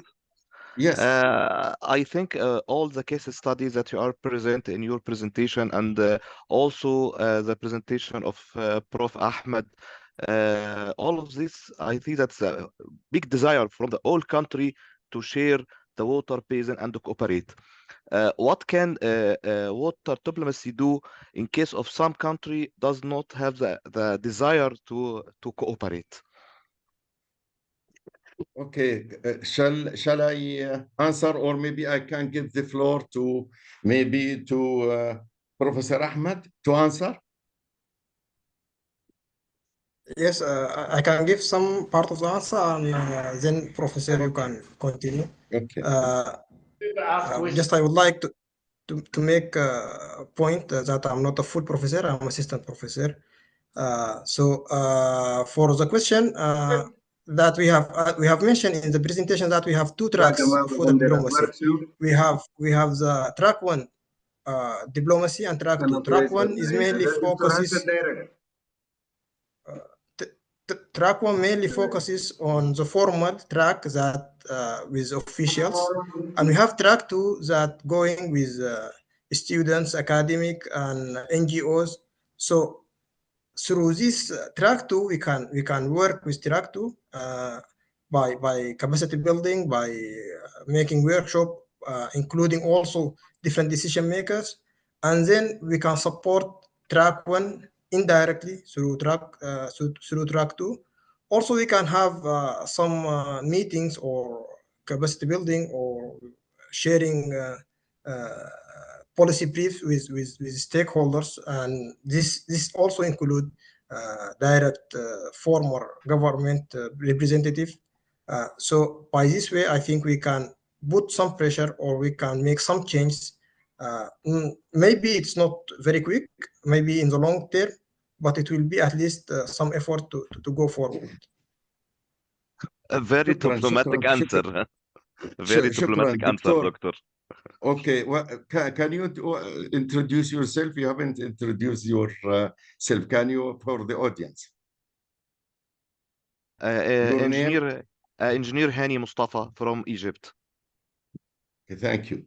Thank I you. would like to add to what Dr. Ahmed has mentioned, that, you know, I feel personally, and from all the lectures, really comprehensive lectures, which we have really witnessed this morning and this afternoon, I can say that what it is needed is we need to have a holistic approach to reach a fair and equitable win-win benefits for the shared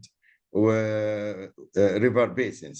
I think we need a comprehensive, holistic approach that build broad and mutual popular understanding among the peoples of the riparian countries and river basins to enhance the understanding of the fair and just equitable utilization for the benefits of all peoples of the riparian countries. This is very, very important. We should not leave only the communication among ministers or parliaments or negotiations in isolation of the people. I think we have to have a broad interaction among the people's representatives of the peoples of these riparian countries. What I mean by this includes the farmers who are using the largest portion of the shared water. We have to visit, farmers associations from all these countries, visiting other countries, understand the value of water for those farmers. And it comes with time. We have also the bankers, the investors, the industrialists, visiting each other, inviting each other, mixing, understanding. We have to open broad doors. We should not only limit ourselves between research, science, diplomacy, isolating from the people, because it is easy for decision maker to influence the people that our interest is to take that share of water, and we have to do whatever we want.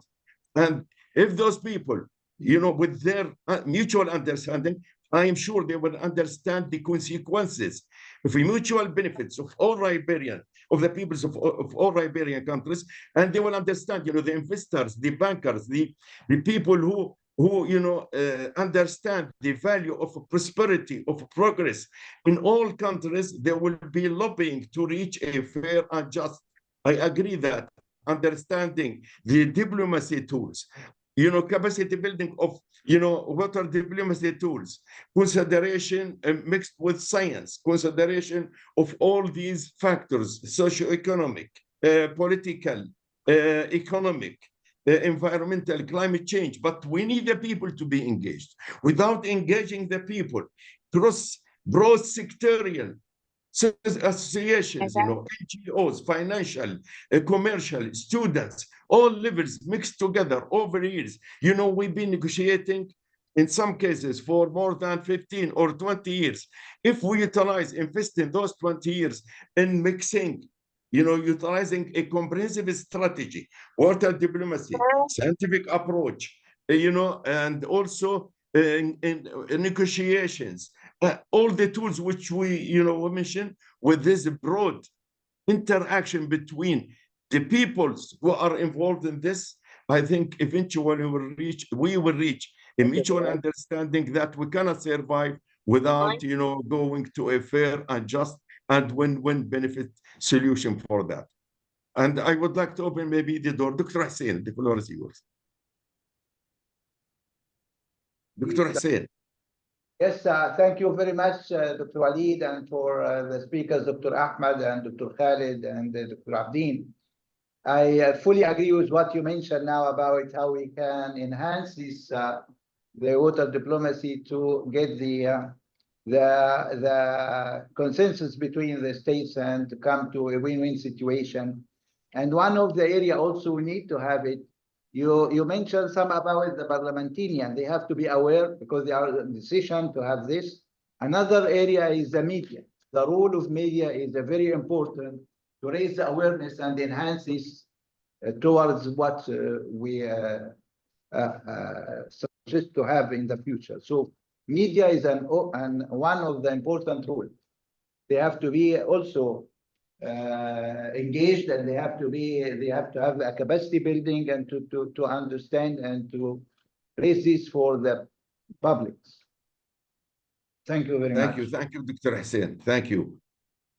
Is there any comments? Dr. Abdin, I can see you're raising your hands. Go ahead, Dr. Abdin. Just a sort of yes, I think first of all, I'd like to thank you all who cooperated and you did very well. Our purpose for this first day is really introductory,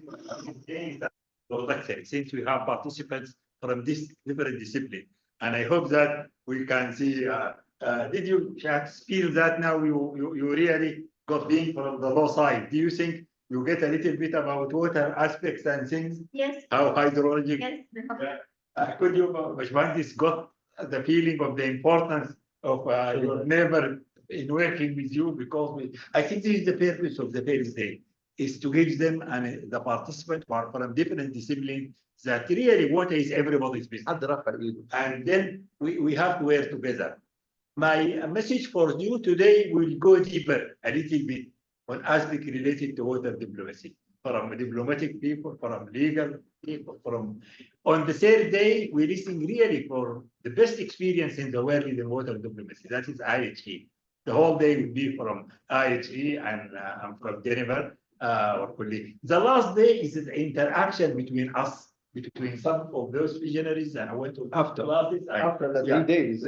After the fourth day, we have the starting part of the work. Our plan is that we build on some of you who attended the whole session and interested in this to build our network. And in fact, we asked also about your CV, and many of you they send it. But I hope the rest of those who are with us today they send their CV, because from the CV we would like to build this network from different disciplines, which we will go with. In fact, we will not say from this workshop you will go at no, but I think through time, when it actively we can build in our region a good solid group, which they know the benefit of really working together, and that cooperation is more profitable than conflict and moving. So I hope that we will, by the end, which we will have started the good work that is establishing the workshop. So I hope that for those who continue, we will give a certificate. For those who attended all the sessions, I mean the 4-day session, I think we will give a certificate and also building on it to build the new platform. Just I want to say at the end of this difficult session and very long session, and we heard very good information and good work from Dr. Khalid, from Professor Walid, from Dr. Ahmed, and I think, and from the after tomorrow we have certainly tomorrow will be deeper a little bit on the things, but on the third day I think we will be drowned by this thing. And the fourth day, and we will bring you back on the fourth day on what we are going to do in the future. Thank you very much, all of you. Dr. Walid also for leading whole day in a very confident and in a very excellent way. Thank you very much. Thank you. Thank you. Thank you. Thank you. Thank you, Dr. Abdin, for your remarks. And I agree that, today really we have very rich math and also very rich information, comprehensive information coverage. But I agree with you, inshallah, during the coming 3 days, I think we'll be able to go deeper and deeper. And I can witness that, you know, the enthusiasm of the participants to learn more and more and to ask, to inquire. You know, this really makes me very, very enthusiastic to follow, you know, on these 3 days. And I hope, as you said, inshallah, we'll reach really a good understanding for the objectives job to be achieved. And thank you for the thanks. I would like to thank all the speakers, Dr. Jamal, Dr. Khalid, Dr. Ahmed, and also for the valuable, and Dr. Abdin, for the valuable and comprehensive presentations. I would like also to thank all the participants, physical or online participants, for their you know, patience and listening, and for their valuable questions. Thank you very much. And this is the end of the day today. Thank you. See you tomorrow. السلام عليكم. في أمان الله. مع السلامة. مع السلامة. الأخوة الأفاضل، لا تستنوا دقيقة، ماشيين بسرعة كده، اقعدوا شوية، اقعدوا شوية معانا. بيكوا يعني إن شاء الله. نتعرف على الأونلاين على